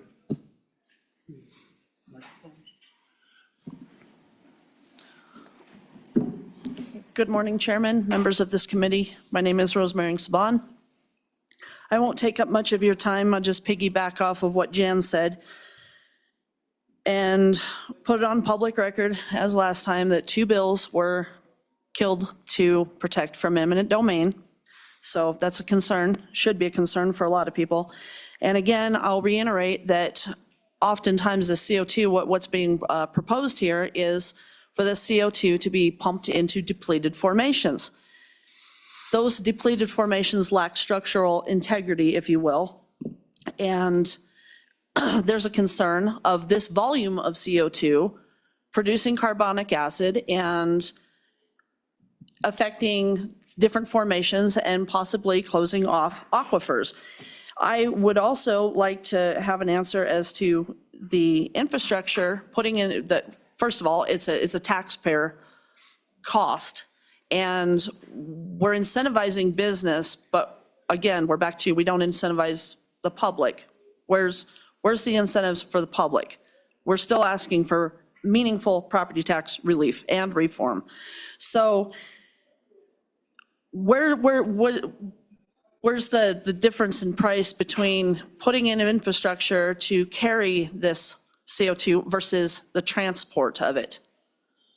What's providing more employment? What's providing more jobs? It'd be nice to see some numbers on that. And, you know, I've been on CO2 jobs. I did hydraulic fracturing, enhanced recovery. When it comes apart, it comes apart. And the problem with CO2 also is it displaces oxygen. So if anybody happens to be in the vicinity, you can die. The iron that the oil field uses has to undergo annual inspections. I realize they're going to inspect underground too by means of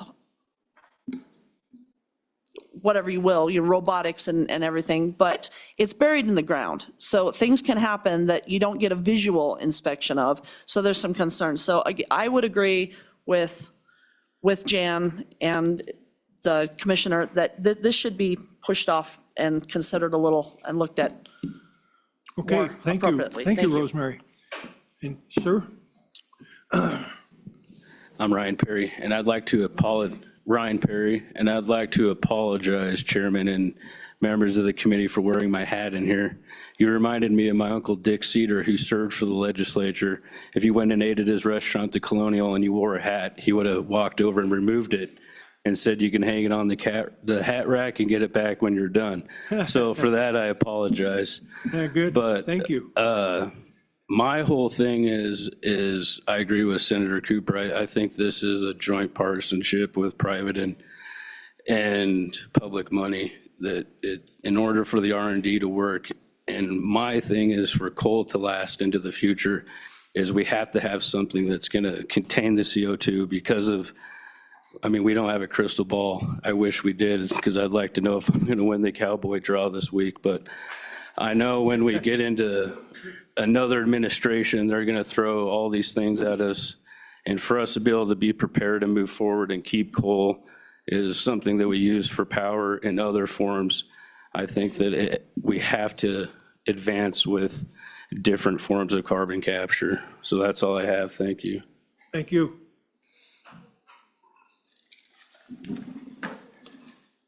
Thank you, Mr. Chairman. Joey Correnti, Rural Wyoming Matters. I'm looking at the proposal here, and this is a resolution to have a conversation. And I understand that there's concerns about what might happen if certain language comes out in action, but I don't think we're at that state yet. And to respect the process, maybe adopting some amendments, page 3, section 20, to include the actual language of the action items, adding the language that the legislature support, including the initiation of further discussion and coordination regarding, then picking up with the language of the establishment of. I think this definitely needs to be talked about a lot more. I don't think it should be an up or down vote on the entire concept based on the request to have further conversations. And by maybe changing that language, we're giving the process more respect, because whether this project, this idea, this concept at this time comes out or not, this is a conversation for future Wyoming policy that needs to be had one way or another. So with that, I'll stand for any questions. Thank you, Joey. Anyone else like to speak on carbon dioxide infrastructure compact? Hearing none, is there any on the Zoom that want to talk about it? Okay, we'll close public comment. Committee, what's your pleasure? Yes. Thanks, Mr. Chairman. I'd move that we have drafted legislation that amends the statute related to Senate File 17 from last session to change it so that there is a $5 per ton incentive for enhanced oil recovery relative to geological storage. And I think that's a pretty clear, small tweak that has to take place. So you're back on Senate File 17, not on the resolution? Right. Correct. Right. Yep. Okay, any discussion on Senate File 17? Bringing it back. Any discussion? Any discussion? Senator Nethercott. Thank you, Mr. Chairman. I think just to, restate some of the rationale for that, we heard support from the Petroleum Association, and we heard from Director Whitman, how that would really give a level up to our oil and gas industry, and most importantly, to Wyoming, recognizing that the big beautiful bill equalized parity from carbon storage to carbon capture. But what we're doing now is creating another step up for our oil and gas industries here in Wyoming, which our other states that our oil and gas developers don't have, further attracting development here in Wyoming. So it's really good for Wyoming, puts us on the competitive cutting edge, consistent with the needs of our oil and gas industry, and we've already budgeted for it, but it's a reduced budget based on what we did originally in Senate File 17 as a result of the passage of the big beautiful bill.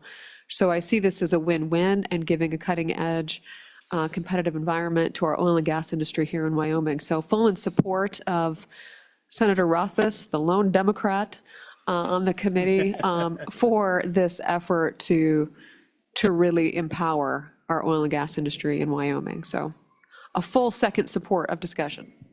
Other discussion on Senate File 17. Senate File 17. Co-Chairman Heiner. Thank you, Mr. Chairman. My question is about logistics. If we move for a draft to be drafted, when will we deal with that as a committee?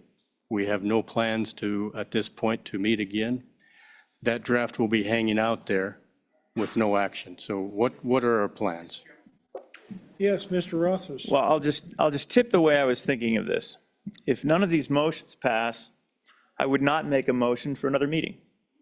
However, if we pass a motion where we've drafted bills and we want to work them, then I think it would be in order for us to make a motion to request another meeting for consideration of that. And I think there's some flexibility there. I think it should be in person. I think that's the appropriate way. But we could write a letter which would be required to Management Council requesting another day of meeting to consider legislation that we want to work. That would be the motivation for it. And then that letter could include an alternative of a Zoom day, which is not what I would support, but is obviously very low cost. So if that's a consideration and Management Council is not willing to give us a full day, we could do it that way. So I think there are solutions, but again, as I was thinking through the process, I thought it was more appropriate that if we have work to do at another meeting, we request another meeting. If the committee doesn't want to do that additional work, then there's no reason to make that motion. That was my thought, Mr. Chairman. Other questions? Mr. Chairman? Jones. I'm sorry. Senator Jones, yes. Thank you, Mr. Chairman. I think that when Management Council shortened all our meetings and everything, they didn't take into account that some of these things would come up. So I think it's important that we look at the time frame for this. We need to get this bill out there this year. If we wait until next year, that could be too late for us to help Wyoming and EOR. Thank you. Mr. Senator Chair. Nethercott. Oh, just a minute. Senator Nethercott, go ahead. Thank you, Mr. Chairman. Yeah, I think Commissioner Clem is correct. As a former representative, he understands how this works. And Senator Jones, too, recognizing that the big, beautiful bill wasn't passed until July 3rd, presenting us this opportunity. So I do think that in consideration of Management Council's historical approvals of every additional request for more meetings, that they certainly wouldn't deny the Minerals Committee for such an important topic. So I feel pretty confident about our ability to continue to do the people's work for Wyoming on such an important topic. They would not deny us, we would pivot. Mr. Chairman. Yes, Lawley, Representative Lawley. Thank you, Mr. Co-Chairman. I just add my voice and even will I kind of maybe up the volume a little bit here that we are living in a historic time. The Wyoming has waited for probably over 12 years of a president who is opening the doors for us. He is clearing away obstructions in the area of energy dominance for our entire nation, economic security, national security, and Wyoming is in the front of the line. And I just can't even imagine a time that we would cut the time for this Minerals Committee. And I've struggled with that, quite frankly, before this meeting. And so we are at a historic moment and we need to seize that moment. And many of these things are so timely. The suggestions by Mr. Obermuller, for example, that we cannot wait. And I don't know why we would. And so I to me, this is really, I'm very passionate about it. And before I even came this morning, I was passionate about it. But I think we need to just move towards a third meeting and do what we are hired to do for the state of Wyoming and quite frankly for our country, because we are in a historic moment. And this is no time to sit on our hands. This is no time to be stingy with our time and our money. This is our time to be bold. And so I just would add that to the discussion. And I think there will be work to be done. I mean, there won't be somehow, that will somehow magically, everything will disappear is foolish. And so these are strong words, I understand, but I believe we must move to a third meeting and we must do what the moment requires of us. And I don't see the need for any of these constraints that have been sort of put on us. But so I fully and robustly support a third in-person meeting. Thank you, Representative Lawley. Mr. Chairman. Yes. Thank you, Mr. Chairman. I don't necessarily agree with drafting anything today.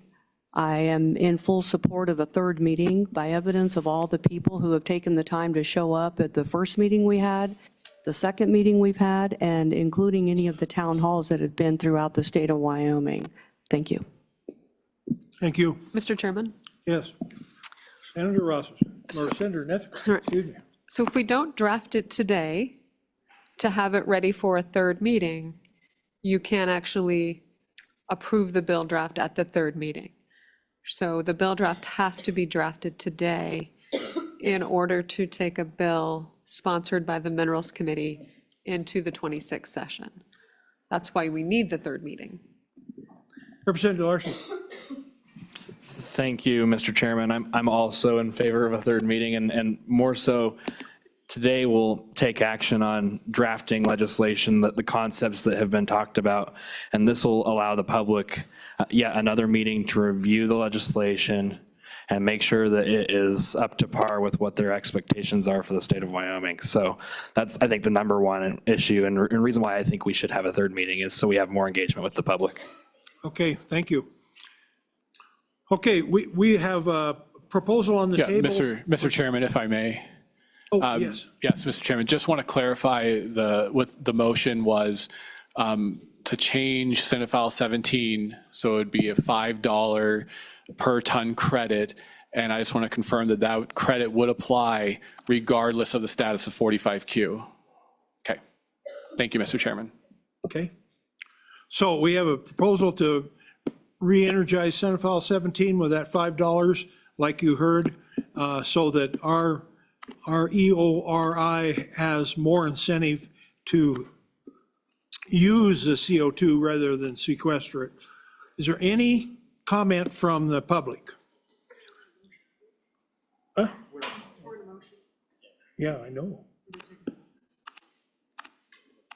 but we kind of skipped public comment because we skipped to Senate File 17 instead of the resolution.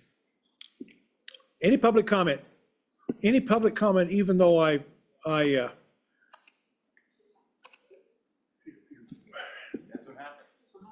Yeah, sorry, Mr. Chairman, I promise you this will be very quick. Pete Obermueller, Petroleum Association of Wyoming. First of all, fine with the process, and we can talk about other ways as we move forward. That's all fine.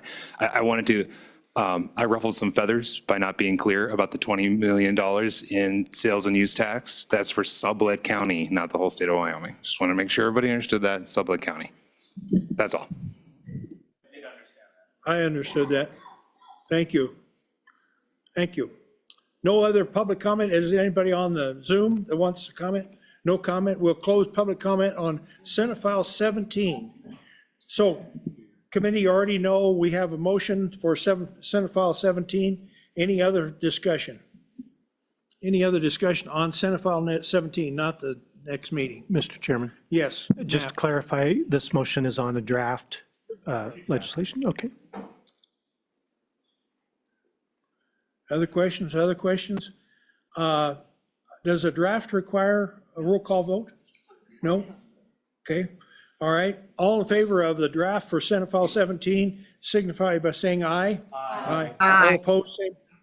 All opposed, same sign. That motion carries. Yes. And just one more, I think, and it sounds like we'll probably have another meeting. House Bill 54 from 2003 is a very, very simple bill. All it did was provide that severance tax exemption for 5 years, as we discussed, and it actually does include once tertiary recovery begins in the language that's already in statute. So my motion would be to draft another bill which simply emulates House Bill 54 for the years 2026 through 2031. So another 5-year exemption, doing exactly what House Bill 54 from 2003 did successfully for the years 2003 through 2008. Model that, bring that back. It is literally a one-pager. It was a one-pager last time because it's already in statute. All you do is change the 2 dates. So that would be my motion. Second. Well, we've got a head shake from Mr. Fuller. So, Mr. Chairman, just to clarify, that language was repealed. That subsection was repealed entirely, so it'd be a new Since subsection. then, okay, my apologies. Still probably on the order of a one-pager, but I thought it was still in statute. I was looking at the original bill, not the statute itself. So we'll have to put it back into statute, but still the same thing. And it's for a 5-year extension on Senate File 54, right? House Bill 54 from 2003. House bill. We're just doing it again for the years 2026 through 2031. And I will note there would be some interaction between that and the other bill, which we can talk about next time. And we'll have our Enhanced Oil Recovery Institute spend some time contemplating the interaction between those two because they kind of deal with the same money, but that's a nuance that we can work through. Okay, does everybody understand the motion? And it's for a draft, right? For a draft. Draft for the 5-year extension, 2026 to 2031. Are we good with that? Okay, all right. All in favor of that motion, signify by saying aye. Aye. All opposed, same side. That one passes also. Okay, is there any other motions you'd like to make other than other motions? Representative Larson. Thank you, Mr. Chairman. I do think earlier Mr. Obermueller's comments about doing something bold would be a good idea to at least explore in a subcommittee. So I would like to move that we create a subcommittee with participation from Petroleum Association and others on the committee and any other industry representatives that would be interested in looking at something like that, that $250 million set aside to incentivize enhanced oil recovery projects that would be coming from the tax base of oil and gas industry, not from the people of Wyoming. So you're proposing that that the chairman do a subcommittee for EORI. Okay, we'll take that under consideration. Anything else? Anything else? Does anybody want to make a motion on this joint resolution? I don't hear one. If not, it's going to die for lack of a motion.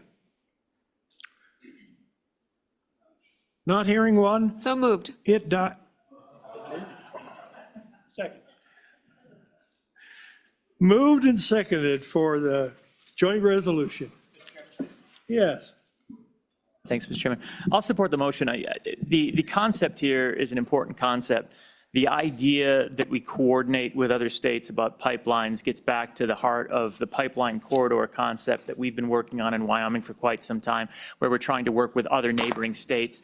Because you can imagine if you're building a pipeline from east to west across Wyoming and it doesn't line up with, we'll say, Nebraska on their side, they've got a different corridor that's 90 miles to the north, that causes a little bit of a problem.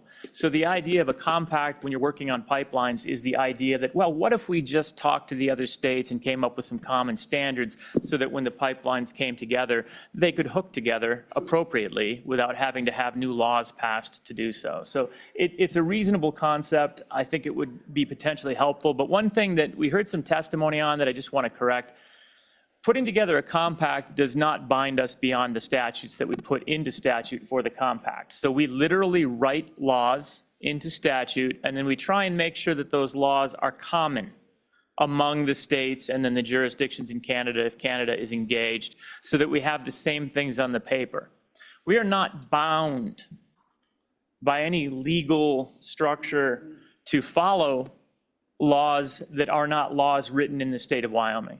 If we choose to change those laws, we just pass a law and it changes. There's no external law that we are bound to above and beyond Wyoming statute. And I think it's important to realize that that's how compacts work.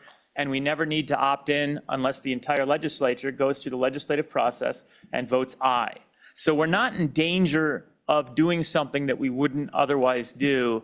And part of the impression I got from some of the public comment was an assumption that we were somehow giving up our sovereignty to this external compact, and that's just not how compacts work. So I wanted to clarify that, Mr. Chairman. The idea is fine. Again, it's exploratory. We're not signing on to anything other than, hey, maybe we should talk to these other entities about their CO2 pipelines. I don't think there's anything wrong with that. My thought on it, honestly, and the reason I wasn't moving it was we have another meeting and maybe the language could improve a little bit based on some of the testimony. But at the same time, I'm okay with moving it forward at this point and working it through session because we don't want a long meeting next time and we'll have the opportunity to work it through committee. So I'm going to vote aye. And there's plenty of process from here moving forward to tighten up that language. Thank you, Mr. Chairman. Representative Heiner. Thank you, Mr. Chairman.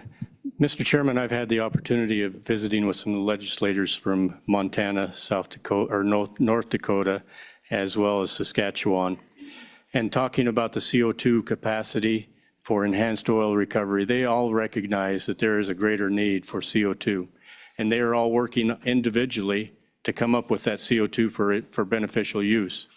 And so as in my conversations with these legislators and government officials, they are very much in favor of working collaboratively to come up with a solution because we're all pulling in the same direction. We just need to join forces a little bit and come up with some ideas that will help us all.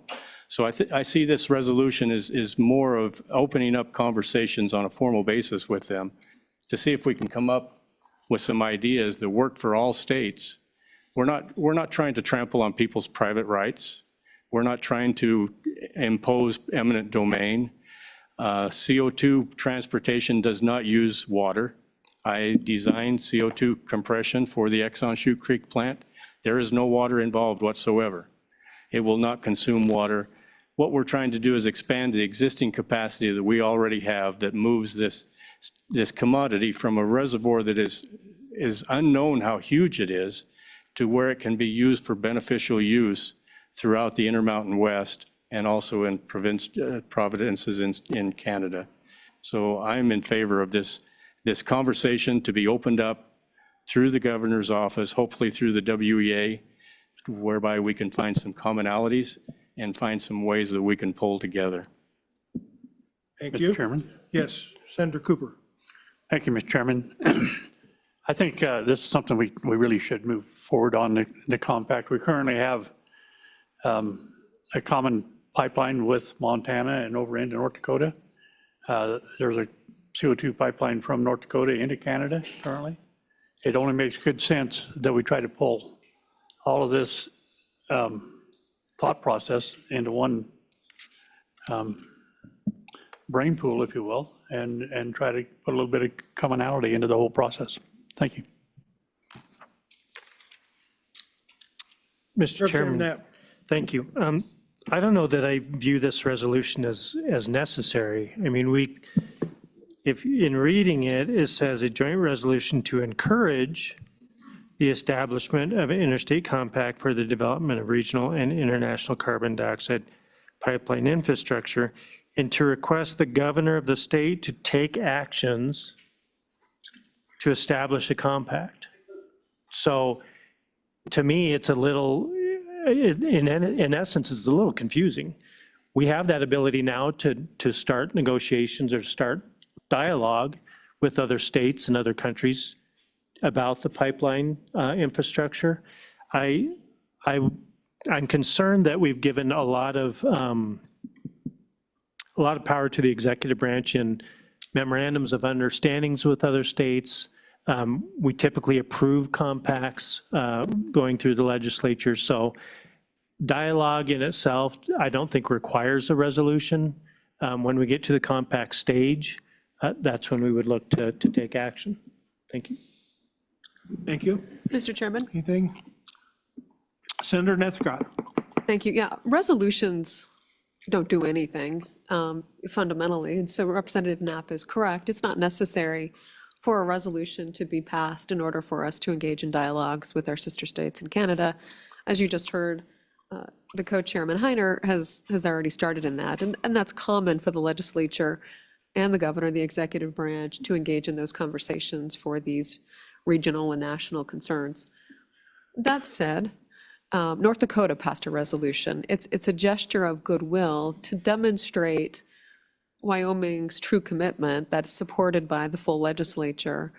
And it just starts the conversation more intentionally and with that joint effort in mind, with parameters in place, not dissimilar to a letter of intent when purchasing some type of a business interest, where you're outlining your interest, but you still have a lot of negotiation to do before the transaction can be completed. And so it is an important and significant gesture, but is it critical or necessary? No. But I do think Co-Chairman Heiner's efforts here need to be acknowledged, and his recognition that our states that we intend to partner with on these infrastructure efforts are proceeding in the same path. And so we want to make sure we're signaling a good partnership. And so I support the resolution, recognizing its limitations. Any other comments? Any other comments? Sensing you're ready to vote? I don't think this requires, oh, it does? Oh, okay. Then we'll take a roll call vote. Please, Heather. Senator Cooper? Aye. Senator Jones? Senator Nethercott? Senator Rothfuss? Representative Campbell? Representative Knapp? No. Representative Larson? Aye. Representative Lawley? Aye. Representative Riggins? No. Representative Schmidt? No. Representative Tarver? No. Representative Weber? No.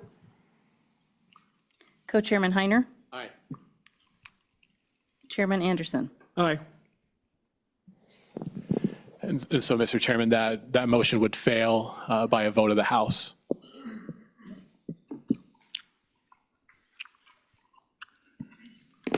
All right. Done with that. Moving right along, we're now right there at 9:15 for oil and gas bonding. Moving right along. Oil and gas bonding. Tom Kropatch, would you like to speak for A very short presentation.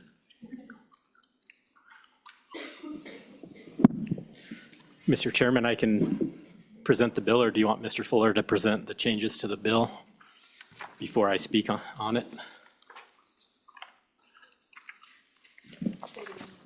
What are you saying? Just, do you want me to present the changes that we're proposing to the bill, or do you want Mr. Fuller to do that, since he?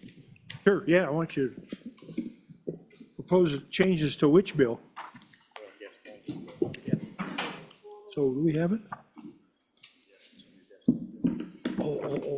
So, Mr. Chairman, there is a bill draft that Chairman Heiner asked for. It's 26 LSO 153, draft 0.2. It would have been handed out to you, so it would have been separate from the meeting materials, but it was placed in front of each chair this morning. Okay.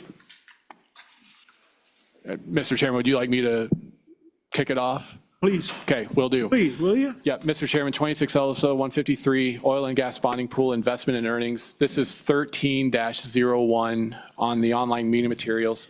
This is a bill draft requested through Chairman Heiner and the Oil and Gas Conservation Commission, and it concerns the oil and gas bonding pool that was established in 2025 Senate File 20. All this draft provides is that the assessments that may be charged for participation in that voluntary bonding pool, that those proceeds would be invested according to law, and the investment earnings would remain as part of the bonding pool for use in accordance with that act. And that change is demonstrated on page 2, beginning on line 21, just a new sentence in 35-129A5 that says the state treasurer shall invest funds collected under this paragraph in accordance with law, and all of those investment earnings would be deposited in the conservation fund for use in the bonding pool. So it'd be effective July 1, 2026.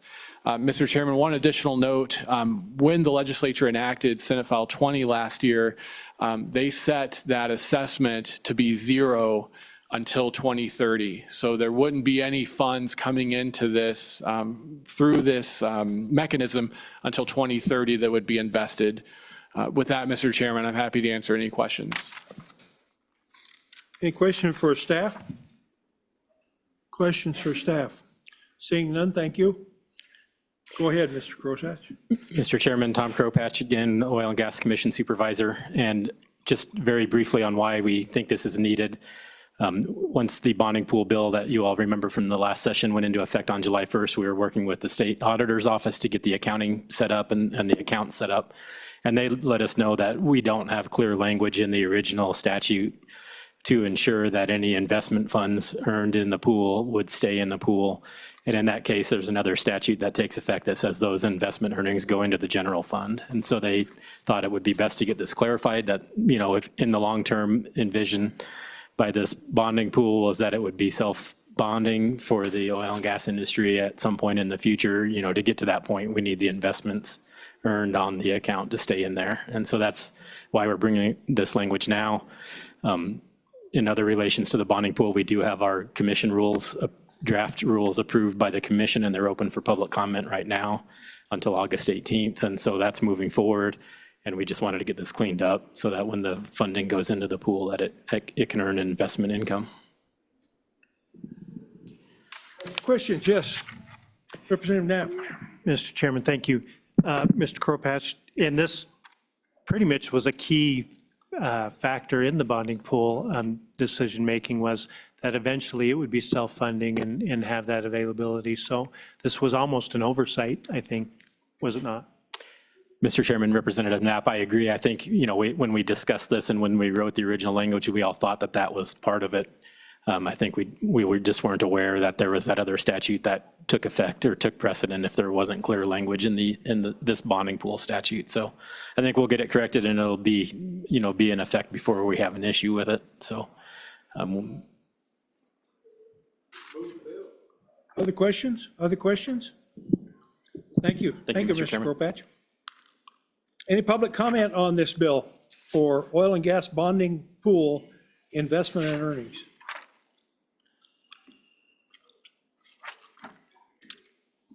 One question, Mr. Kropatch, what is your estimate of this in 5 years? How many dollars would be in this pool?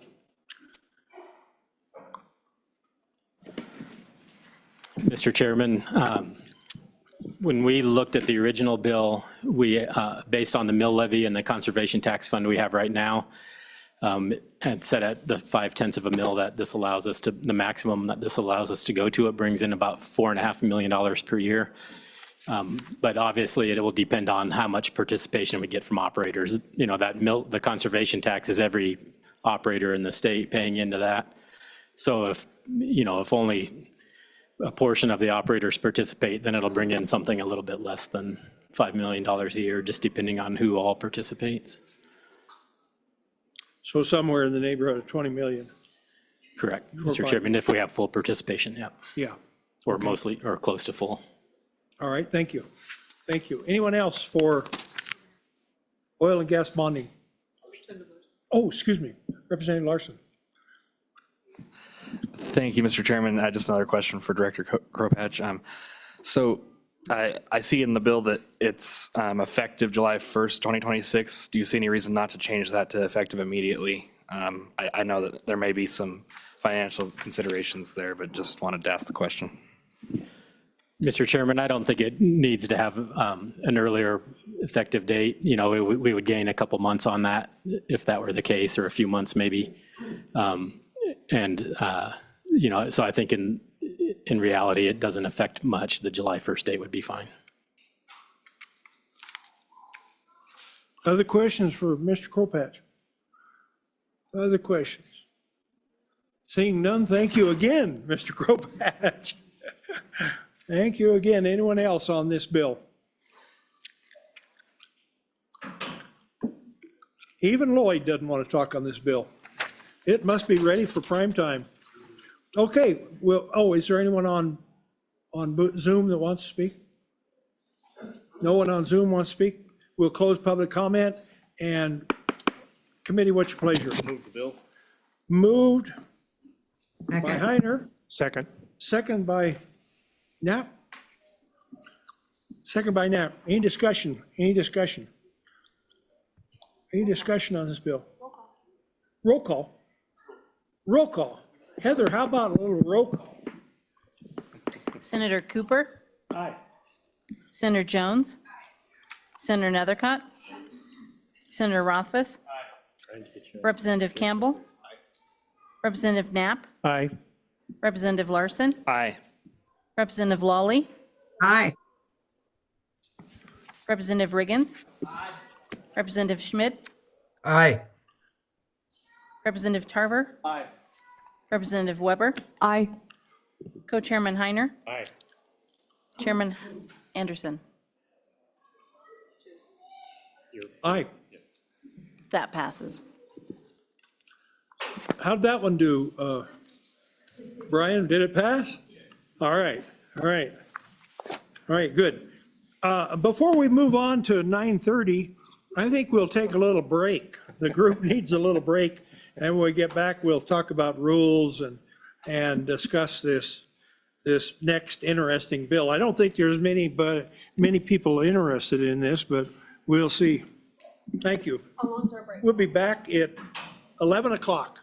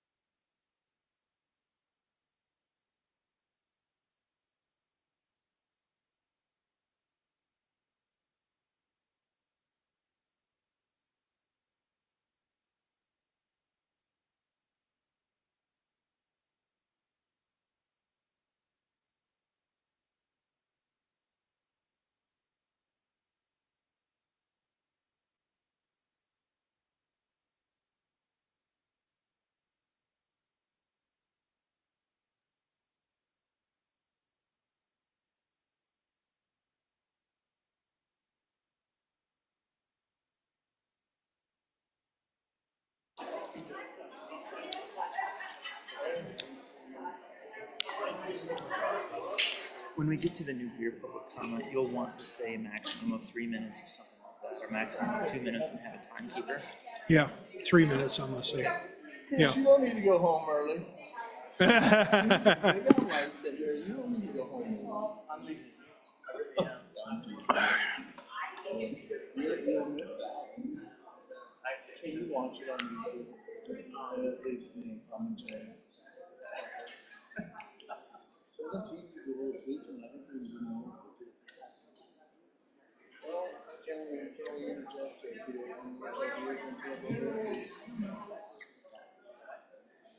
Slave driver, I didn't even get a chance to go pee.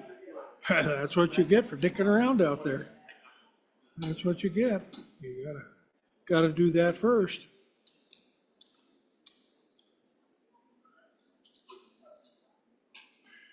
I think we have some empty seats in here. If you guys that are out there in the expansion want to move in to the west side here, there's some empty seats over here.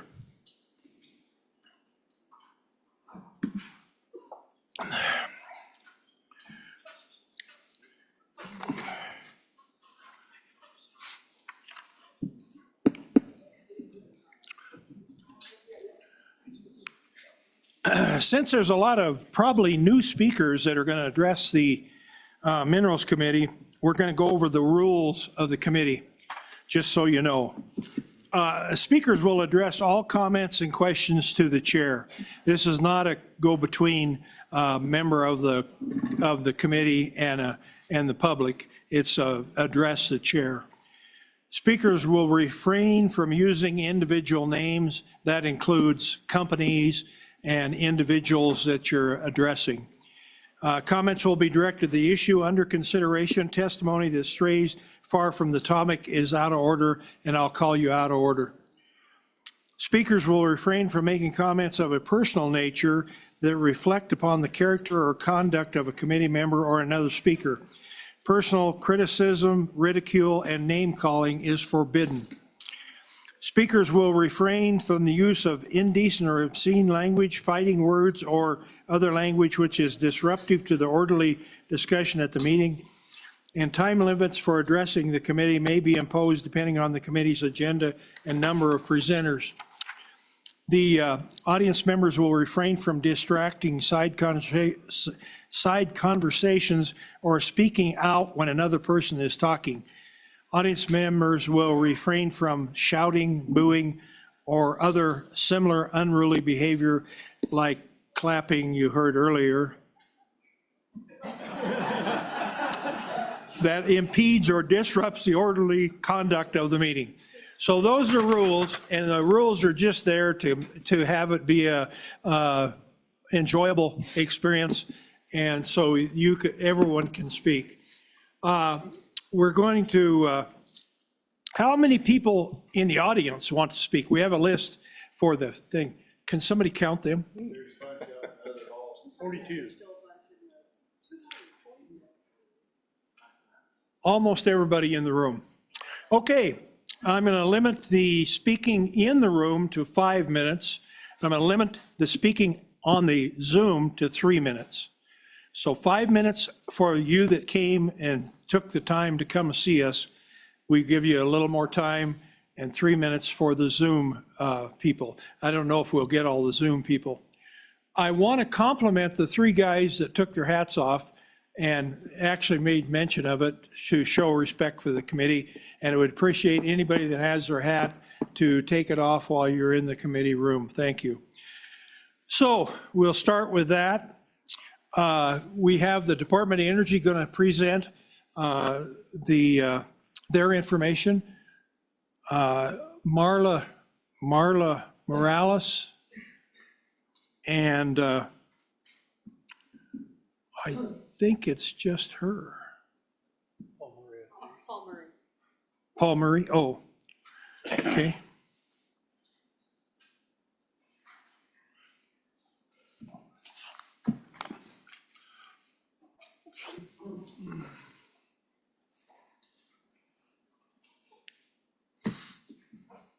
Welcome.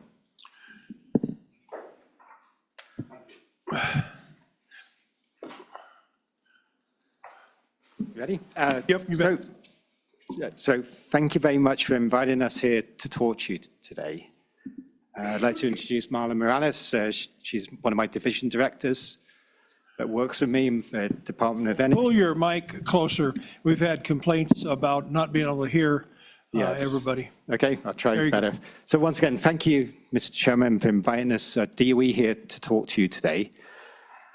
We are trying to visit states and communities to talk about the DOE program and the DOE responsibility for managing the spent nuclear fuel and high-level waste.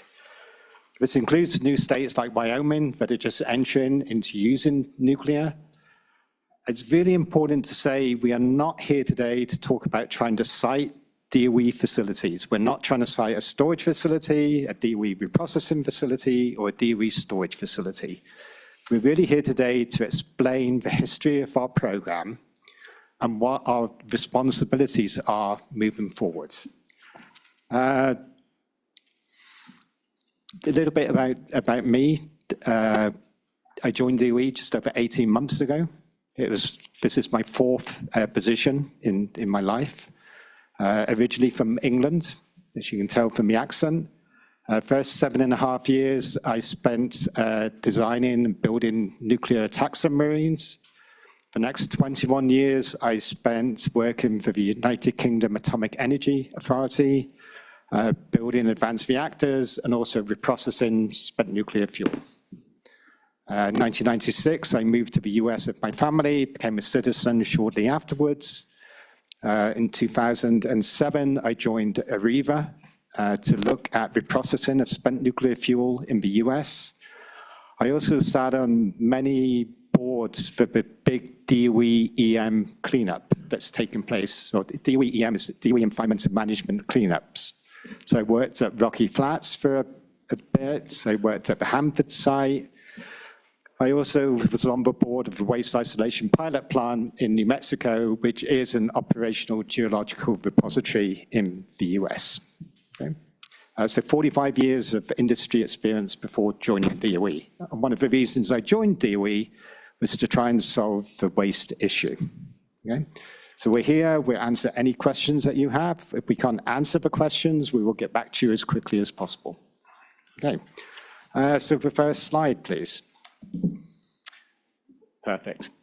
So first thing I want to talk about is what is spent nuclear fuel? So this is a typical pressurized water reactor assembly. So unlike popular pop culture, this is a solid chunk of metal. Okay?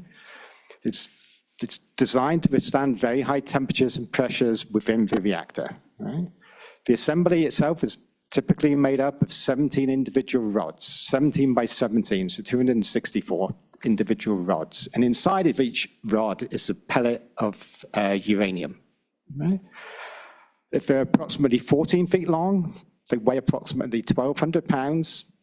About 30% of that weight is the metal structure. Okay? It stays in the reactor typically for 3 cycles, cycles anywhere from 12 months to 24 months, depending on the reactor type. The important thing is, when it comes out of the reactor, the fuel assembly looks almost exactly the same as when it went in. It's a solid chunk of metal, not a liquid, it's a chunk of metal, okay? The other important thing to recognize is when the spent nuclear fuel is moved into storage, it's not mixed with anything else. There's just spent nuclear fuel in the storage canister, nothing else in there, okay? So it's not mixed with anything else. Next slide, please. And Paul, how much of that has been used? What's residual? It's spent fuel, but is it? So when it starts off, uranium-235, when it's fresh, the uranium pellets are enriched to about 5% in a light water reactor. And when it comes out of the reactor, most of the energy in that uranium's been used up. So it's less than 1% enrichment, okay? Due to, radioactive decay, you get some minor actinides and fission products, which account for about 4% of the weight of the original uranium, and then 1% of it is plutonium. Yeah? Thank you. Okay, but it's all mixed up together. There's no thingy.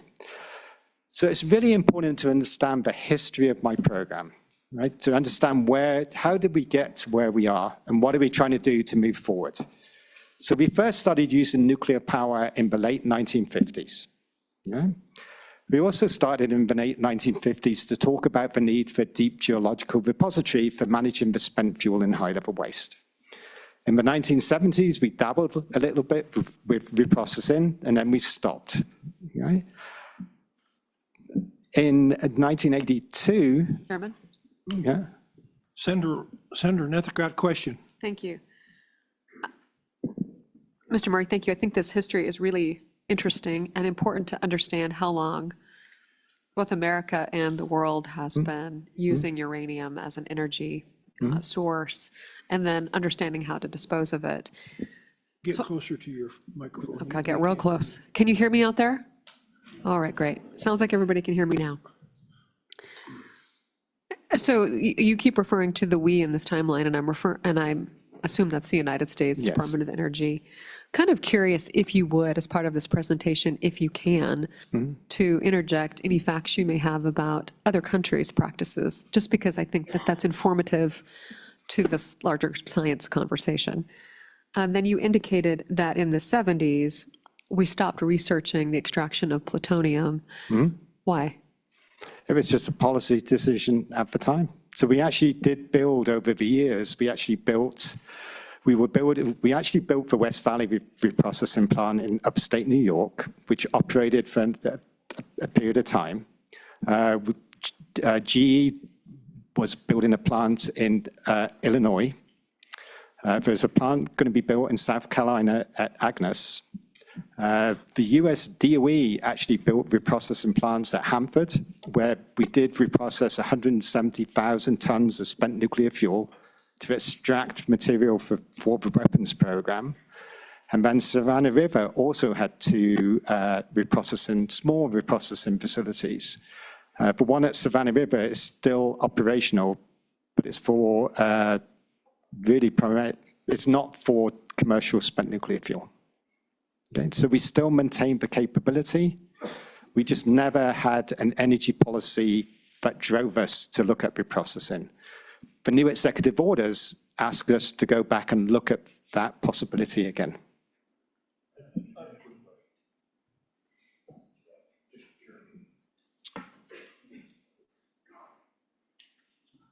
You have a question, Representative Campbell?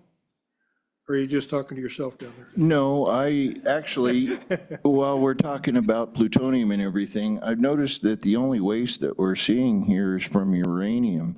There are other, like thorium and other, is that all included into this too, or is this just uranium waste? Can I come back and address that question later in the presentation, if that's possible? Certainly, sir. Thank you. Personally. So a couple of other really important dates in this timeline. In 1982, the nuclear waste policy was passed by Congress. Okay, so this is still the law of the land for how to deal with spent nuclear fuel in the US. In 1982, the US government entered into contracts with all the existing commercial utilities to say we would take ownership of the spent nuclear fuel and dispose of it. In return for that, the utilities charged a fee to their customers and paid that fee to the US government. It's called the Nuclear Waste Fund. So that is going on. At the time, in 1982, we were down to 5 sites for a future repository program. We started off with over 100. In 1982, we were down to 5. Right? In 1987, Congress amended the Nuclear Waste Policy Act and picked the Yucca Mountain site as the future site for the repository in the US. Okay. Another important day is 1998. DOE was supposed to start picking up the spent nuclear fuel. We did not pick up the spent nuclear fuel in 1998. At this point, we went into partial breach of contract with the US utilities. Every single year, the US utilities sue the federal government for partial breach of contract. Typically, this amounts to just under $1 billion a year, and I'll talk about that a bit later as well, right? So the Yucca Mountain project continued. we submitted a license application for the repository to the NRC. That license application is still before the NRC for their consideration. In 2010, Congress defunded the Yucca Mountain project. All the staff were let go, and the responsibilities for spent nuclear fuel were divided between DOE Nuclear Energy, which is my office. Any decommissioning went to DOE Environmental Management, and any litigation went to GOE General Counsel. Okay. Oh, so between 2010 and 2015, we have been conducting R&D to maintain capability. We are now starting to realign to get ready to launch the program again. Okay.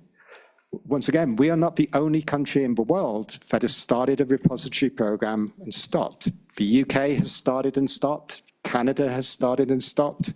Spain has started and stopped. Okay. It's time for us to come out of the penalty box now and start our program moving forward again.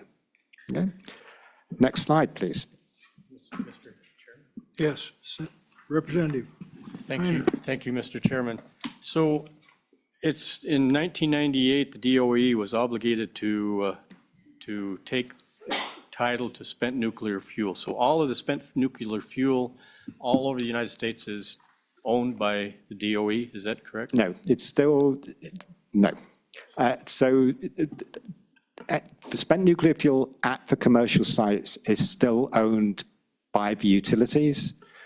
They sue the federal government each year for the cost of maintaining that spent nuclear fuel at the commercial sites. DOE itself does own some commercial spent nuclear fuel and our own spent nuclear fuel from research reactors.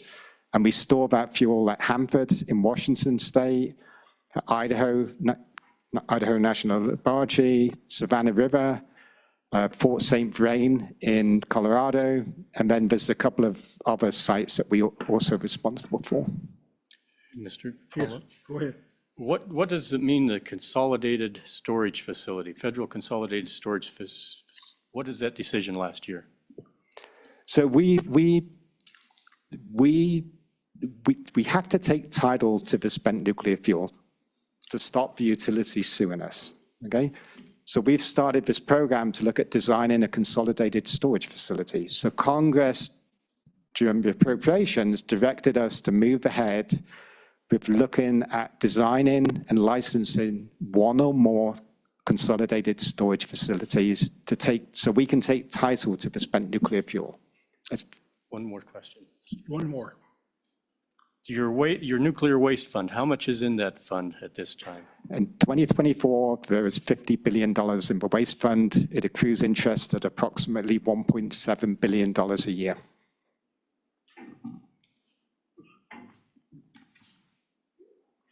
Other questions? Yes, Representative Knapp. Mr. Chairman, thank you. So the litigation that happens every year, is that the $400 to $600 million that kind of goes out through those roughly 92 sites or whatever it is?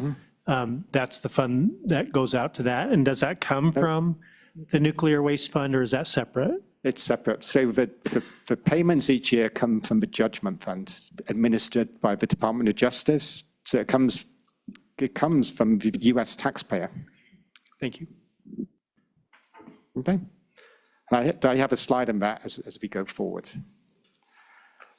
Next slide of the new executive orders. So President Trump issued some new executive orders aimed specifically at new nuclear. Within 240 days of the executive order, we have to have a plan for the back end of the fuel cycle. We are currently in discussions with other federal agencies to put that plan together. Part of that plan also calls for us to consider reprocessing of spent nuclear fuel. Just say to the committee that depending on what type of fuel you are reprocessing, you use a different process to reprocess. I've been reprocessing spent fuel since 1986, and I've worked on all the major commercial reprocessing plants around the world. Right?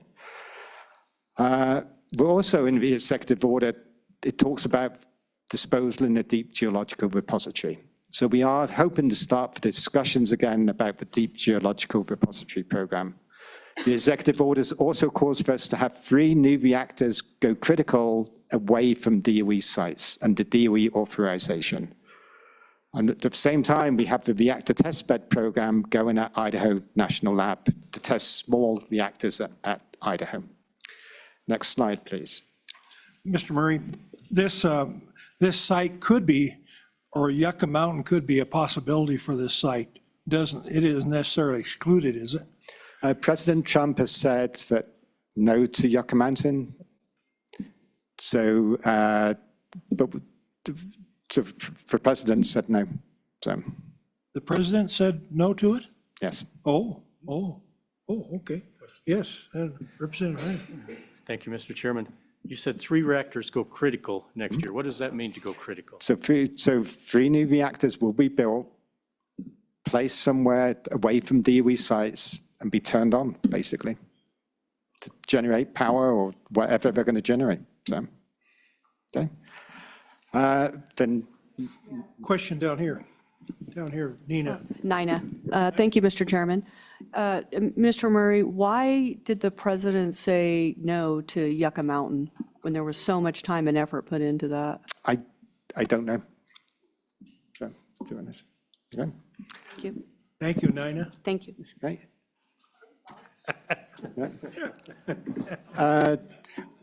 So this is the slide of the Nuclear Waste Fund. One important fact on this Nuclear Waste Fund is in 2014, the utility sued to stop paying into the Waste Fund because the US government does not have a robust repository program. So we do not collect any fee for any electricity that is produced by nuclear power at the moment. Okay. Next slide. These are the states. This is how much each individual's. Yeah. Representative Campbell. Thank you, sir. Thank you, Mr. Chairman. Where did that money go? I guess am I not following that correctly to where? So the money is held in treasury bonds by the federal government. What is it allocated to? It's stranded? No, it's fair. We've been paid for $50 billion, and the money is held in treasury bonds. It's invested in treasury bonds. That's how we accrue the interest each year. So it's in a fund, just like Social Security. It's held in a fund. With no direct purpose, though? The purpose is to manage the spent nuclear fuel and high-level waste when Congress directs us to do so.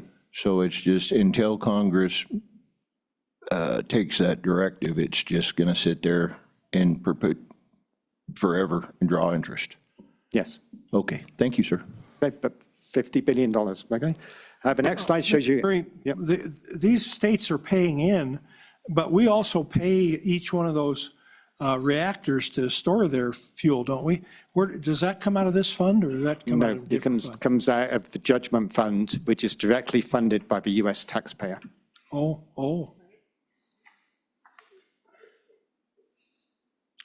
Okay, go ahead, sorry. And I apologize that there's so many nuances in my program.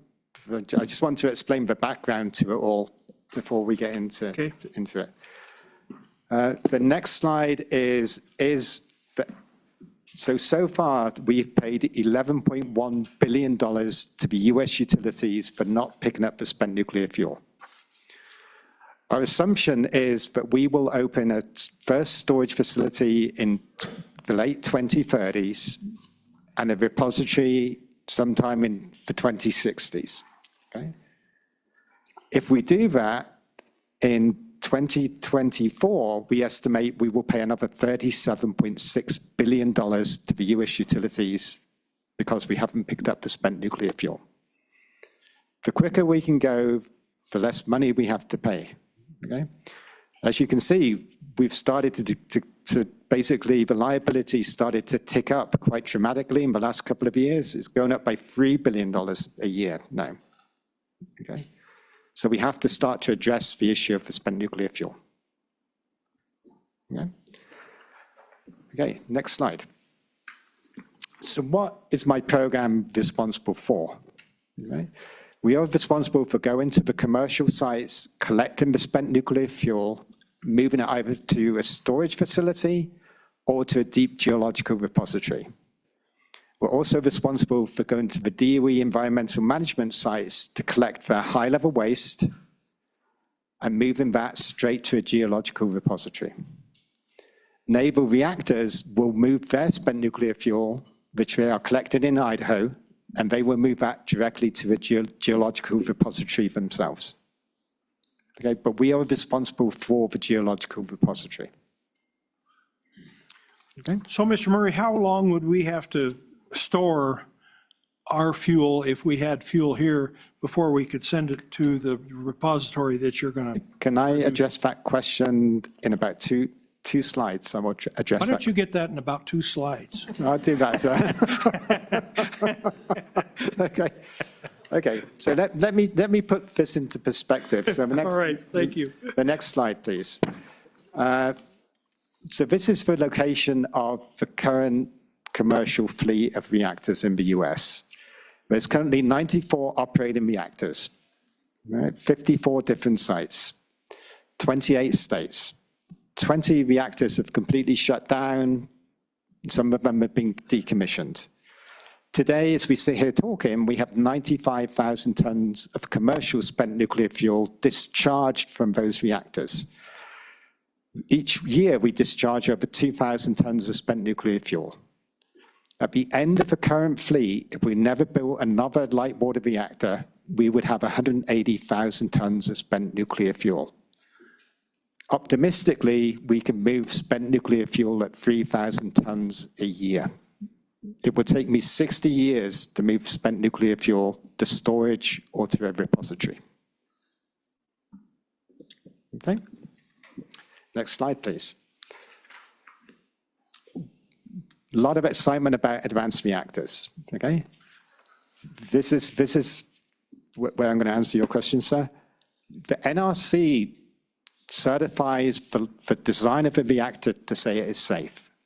Before the reactor operator or designer, builder can start building that reactor, they have to be in good faith negotiations with DOE to take the spent nuclear fuel, right? Before they can turn that reactor on, they have to have what's called an amended standard contract with DOE to take the spent nuclear fuel. It is DOE's responsibility to collect that spent nuclear fuel. In that contract, there will be a date negotiated with the reactor operator when DOE will turn up to collect the spent nuclear fuel. So it's all subject to the negotiations of that contract. But it is DOE's responsibility at the end of the day to collect that fuel and move it away. Okay? We've looked at all the fuel coming out of the first batch of advanced reactors. We have no issue with storage, transportation, and disposal of that spent nuclear fuel. Been used elsewhere in the world. It's been used here in the US. We know we can transport and dispose of that spent nuclear fuel. Okay? It's just a matter of negotiating the contract. Mr. Murray, then DOE takes responsibility for the transportation. Yes. Okay. Next slide, please. So we're also responsible for defense material as well. So DOE Environmental Management, they are loading spent nuclear fuel, as I said, at Hanford, Idaho, Savannah River, West Valley. They anticipate that they will have 3,420 canisters of spent nuclear fuel that we will have to transport and dispose of. They will also produce approximately 26,000 vitrified high-level waste canisters. So canisters of glass containing high-level waste. These canisters are 2 feet in diameter. At one site, they're 10 feet tall. At another site, they're 15 feet tall. It will take us approximately 20 to 30 years to transport this spent nuclear fuel from its current location to the deep geological repository. Okay. Wow. Next slide, please. Naval reactors. So until 1991, DOE plan to reprocess for fuel coming from the naval reactors. And they did reprocess quite a large quantity of spent nuclear fuel at Idaho. Since reprocessing stopped, naval reactors transport spent nuclear fuel from the shipyards to a facility in Idaho where it's repackaged and stored, waiting for the repository to open. Naval Reactors has conducted over 900 shipments of spent nuclear fuel to Idaho. When it goes from east to west, it goes through Wyoming. No issues with the transport. Let me get that straight. There's been 900 shipments to date for the naval reactors, and it's gone across the U.S. with no incidents whatsoever. They hit a pineapple truck a few years ago. The pineapple truck got stuck on the crossing. They hit the so the bottom picture here, the big silver cask, these casks weigh so much. I can't remember how much this one weighs. They're the biggest casks we have to manage. Yeah. Question down here from Andy. Thank you, Mr. Chairman, and I appreciate how much, I know we have a lot of nuclear waste goes up our highways. Most of that, from what I'm to understand, is about 95% low-level waste, 4% intermediate waste consisting of valves and different components from generators, and then 1% nuclear waste. I've seen these loads when they come through over on I-80. It seems like, from my observations, it's almost exclusively coming down I-80 and then railroads. But I've seen, you know, that like you said, those pigs, those trucks that carry those have to have, I don't know, 100 tires. They're giant. They must weigh a ton. Yeah. But I noticed they also have their security details and all that. What all goes into that security? And like, I don't know, hypothetically, if we were to have a mobile nuclear generator, what would it look like for transportation requirements for those to drive up and down America's highways? So would you mind if I wait a couple of slides to talk about that as well? Certainly, by all means. And I will address your question then. Thank you. Mr. Chairman? Senator Northcott. Thank you, Mr. Chairman. I just want to hear again for the purposes, the room is hard to hear in. It's usually closed, and so the acoustics in here is difficult. So over 900 shipments to date have been transported through Wyoming or across the country. By naval reactors. On top of that, DOE Nuclear Energy has also transported material to, for national security, we have transported material to Idaho. So it's more than 900 shipments Yes. when you include the DOE, the Yes. non-naval spent fuel, Yeah. through Wyoming and across the United States. Yes. Thank you. In what time frame? Yeah. Probably the last 50 years. 50 years? Yeah. And one pineapple truck incident? One pineapple truck incident. Okay. Next slide. So as we go and we talk to communities and people, we hear concerns about the safe storage of spent nuclear fuel for long periods of time. And so the NRC currently licenses the storage of spent nuclear fuel. And there's two types of spent nuclear fuel. There's what's called low burn-up fuel and high burn-up fuel. So for high burn-up fuel, which is what most spent nuclear fuel is now, where all the energy has been extracted, the NRC licensed that for 20 years in dry storage. Then they extended that license to 40 years, right? And so a lot of reactors were coming up in that 40-year period. So in collaboration with industry, DOE started what was called the High Burnup Demonstration Project. So we took a standard cask, which spent fuel is loaded into. We put instrumentation in it. We selected 32 fuel assemblies to go in it. We pulled some of the individual rods out of the fuel assemblies to do some testing, and then we closed it up. Okay, and so that cask is sitting there in Virginia collecting data showing that absolutely nothing is happening in this cask. And this is one of my problems with my program. Spent nuclear fuel is boring. Nothing is happening inside the cask. So there's no driver, no impetus to actually go and do something. You know? It just sits there, right? So there is a requirement in 2027 that we have to move this cask from Virginia to Idaho. We will open it in 2029, we'll pull some of the fuel out, and we're going to see that nothing has changed since we closed it up. We'll pull some individual rods out, we'll do the examinations again, we'll compare it to the original data, and we'll come to the revelation that nothing's happened, okay? But that is part of the plan to show that nothing is happening to spent nuclear fuel, okay? So, Yeah, question here. Thank you, Mr. ahead. Chairman. So just so I have it clear in my head, when you say a standard cask, is that a thin storage cask or what is considered a thick storage cask? And what level of isotope is within that you're watching and studying? so it has, so thick and thin walled cask, it's all relative, okay? This cask contains about 13.5 tons of commercial fuel, 32 fuel assemblies, okay? When we ship it, that cask will weigh 160 tons. So that's how much that cask physically weighs. The extra weight is all the shielding in the cask. All we're going to do to ship it is we're going to pick the cask up, put impact limiters on the end, put it on the train, and transport it across the country. So my question was, the definition of standard is what, and then what level of isotope is?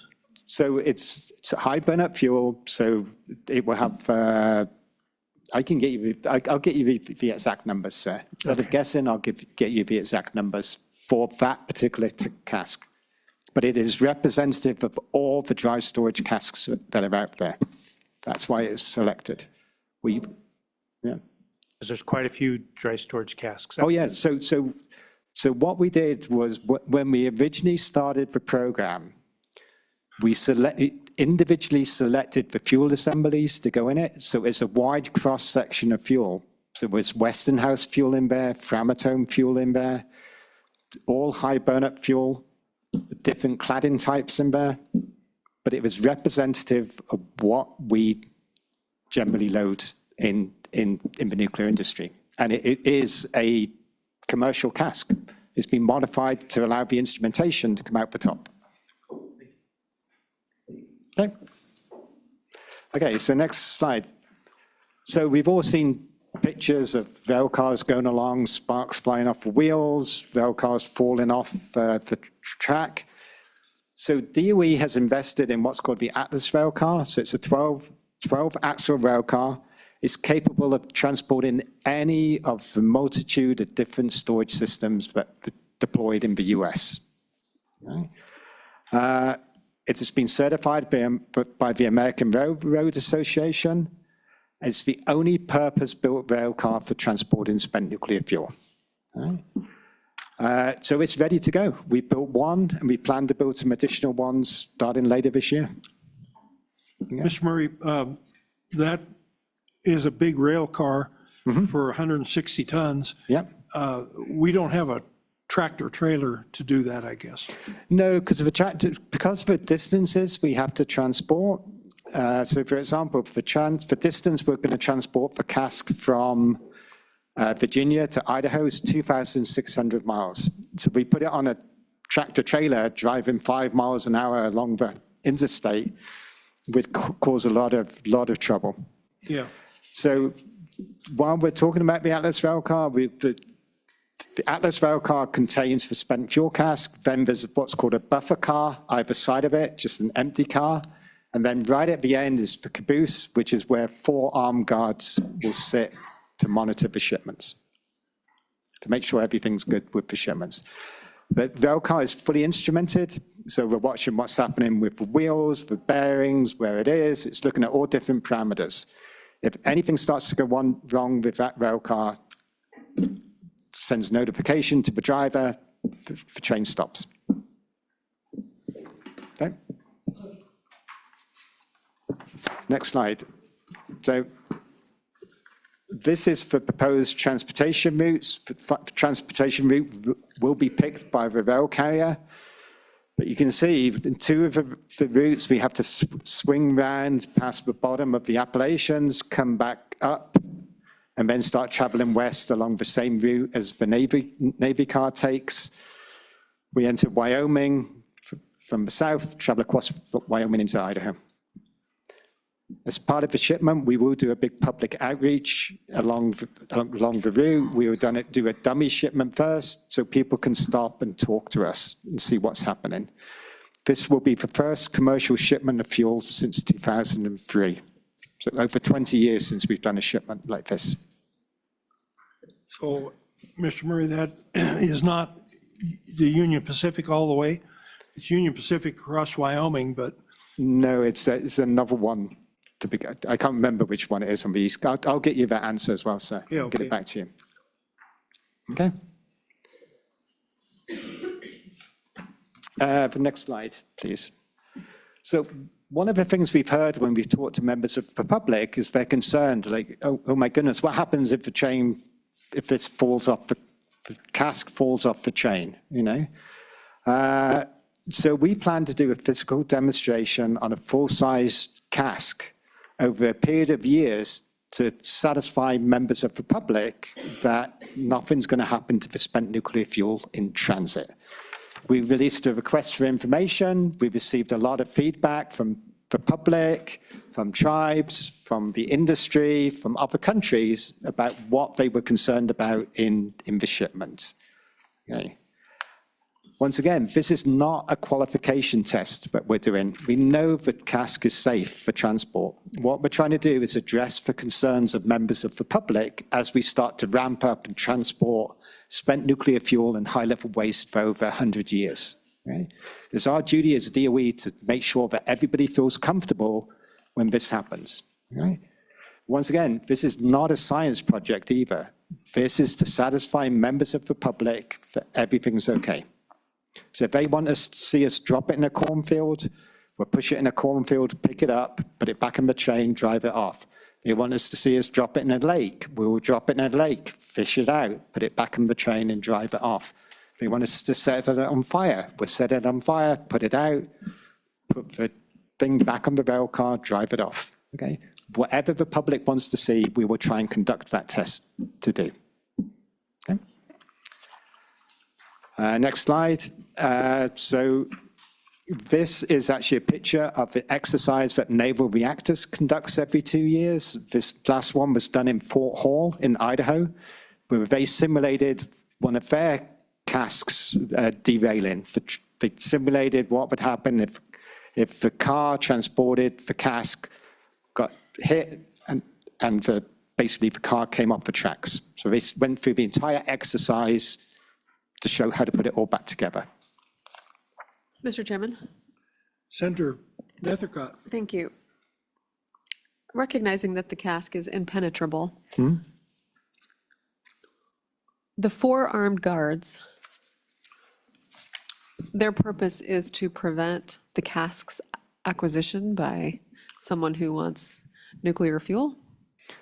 It's really to secure the shipments because it's radioactive waste. Like in Europe, we don't have armed guards on the shipments of spent nuclear fuel. Okay?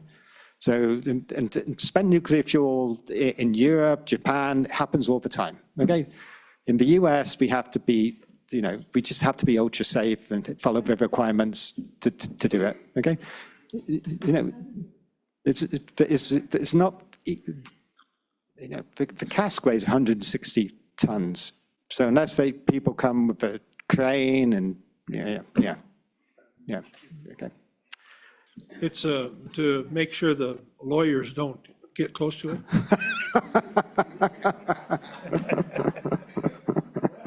Well, yeah.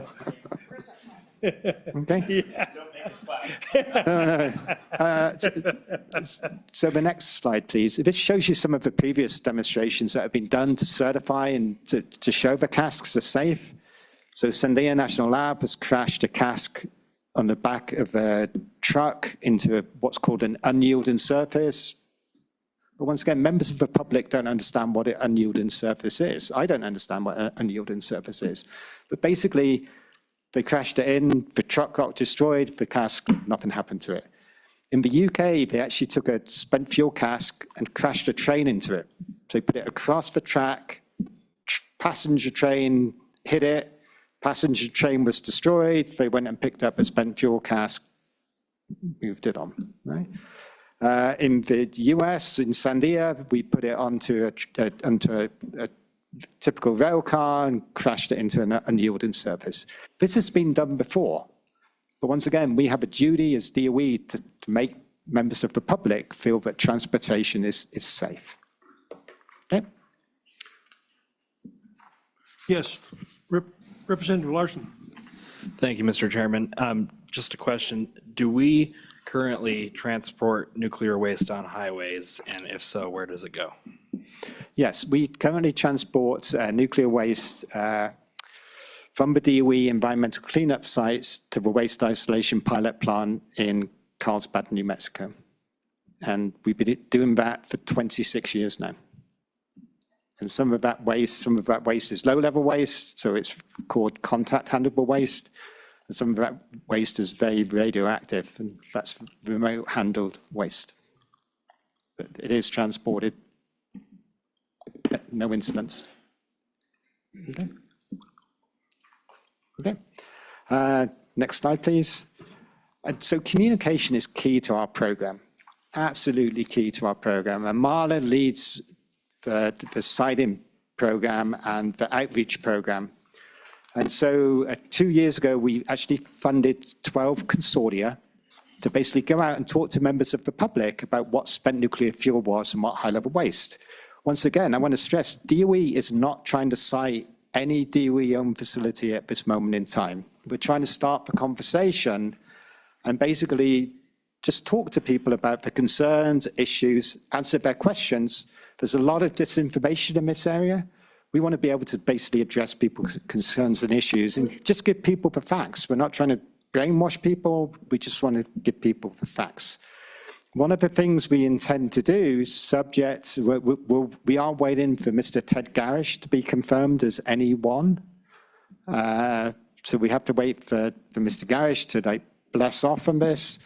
But we do intend to go out with expressions of interest for communities to come forward to start talking to us. We'll pay communities to start talking to us. Once again, there's no commitment from the federal government to build anything. There's no commitment from the communities who come to talk to us about hosting anything. It's just to allow us to start the conversation going. Okay, so we hope to release that expression of interest later this year. Question from Representative Knapp. Thank you, Mr. Chairman. So I think from our perspective, the fear you talk about in communities and the education that needs to take place, from the demonstrations that I've seen and the documentation I've seen, the casks survived the kick test, right? Mm-hmm. Hit by a train, dropped from a plane, all those different things. The concern I have, and I'm glad you mentioned the experiment kind of that's going on now, is not the monsters from without that are going to break the cask. It's the monster that lies within. Those isotopes degrade steel and concrete over time.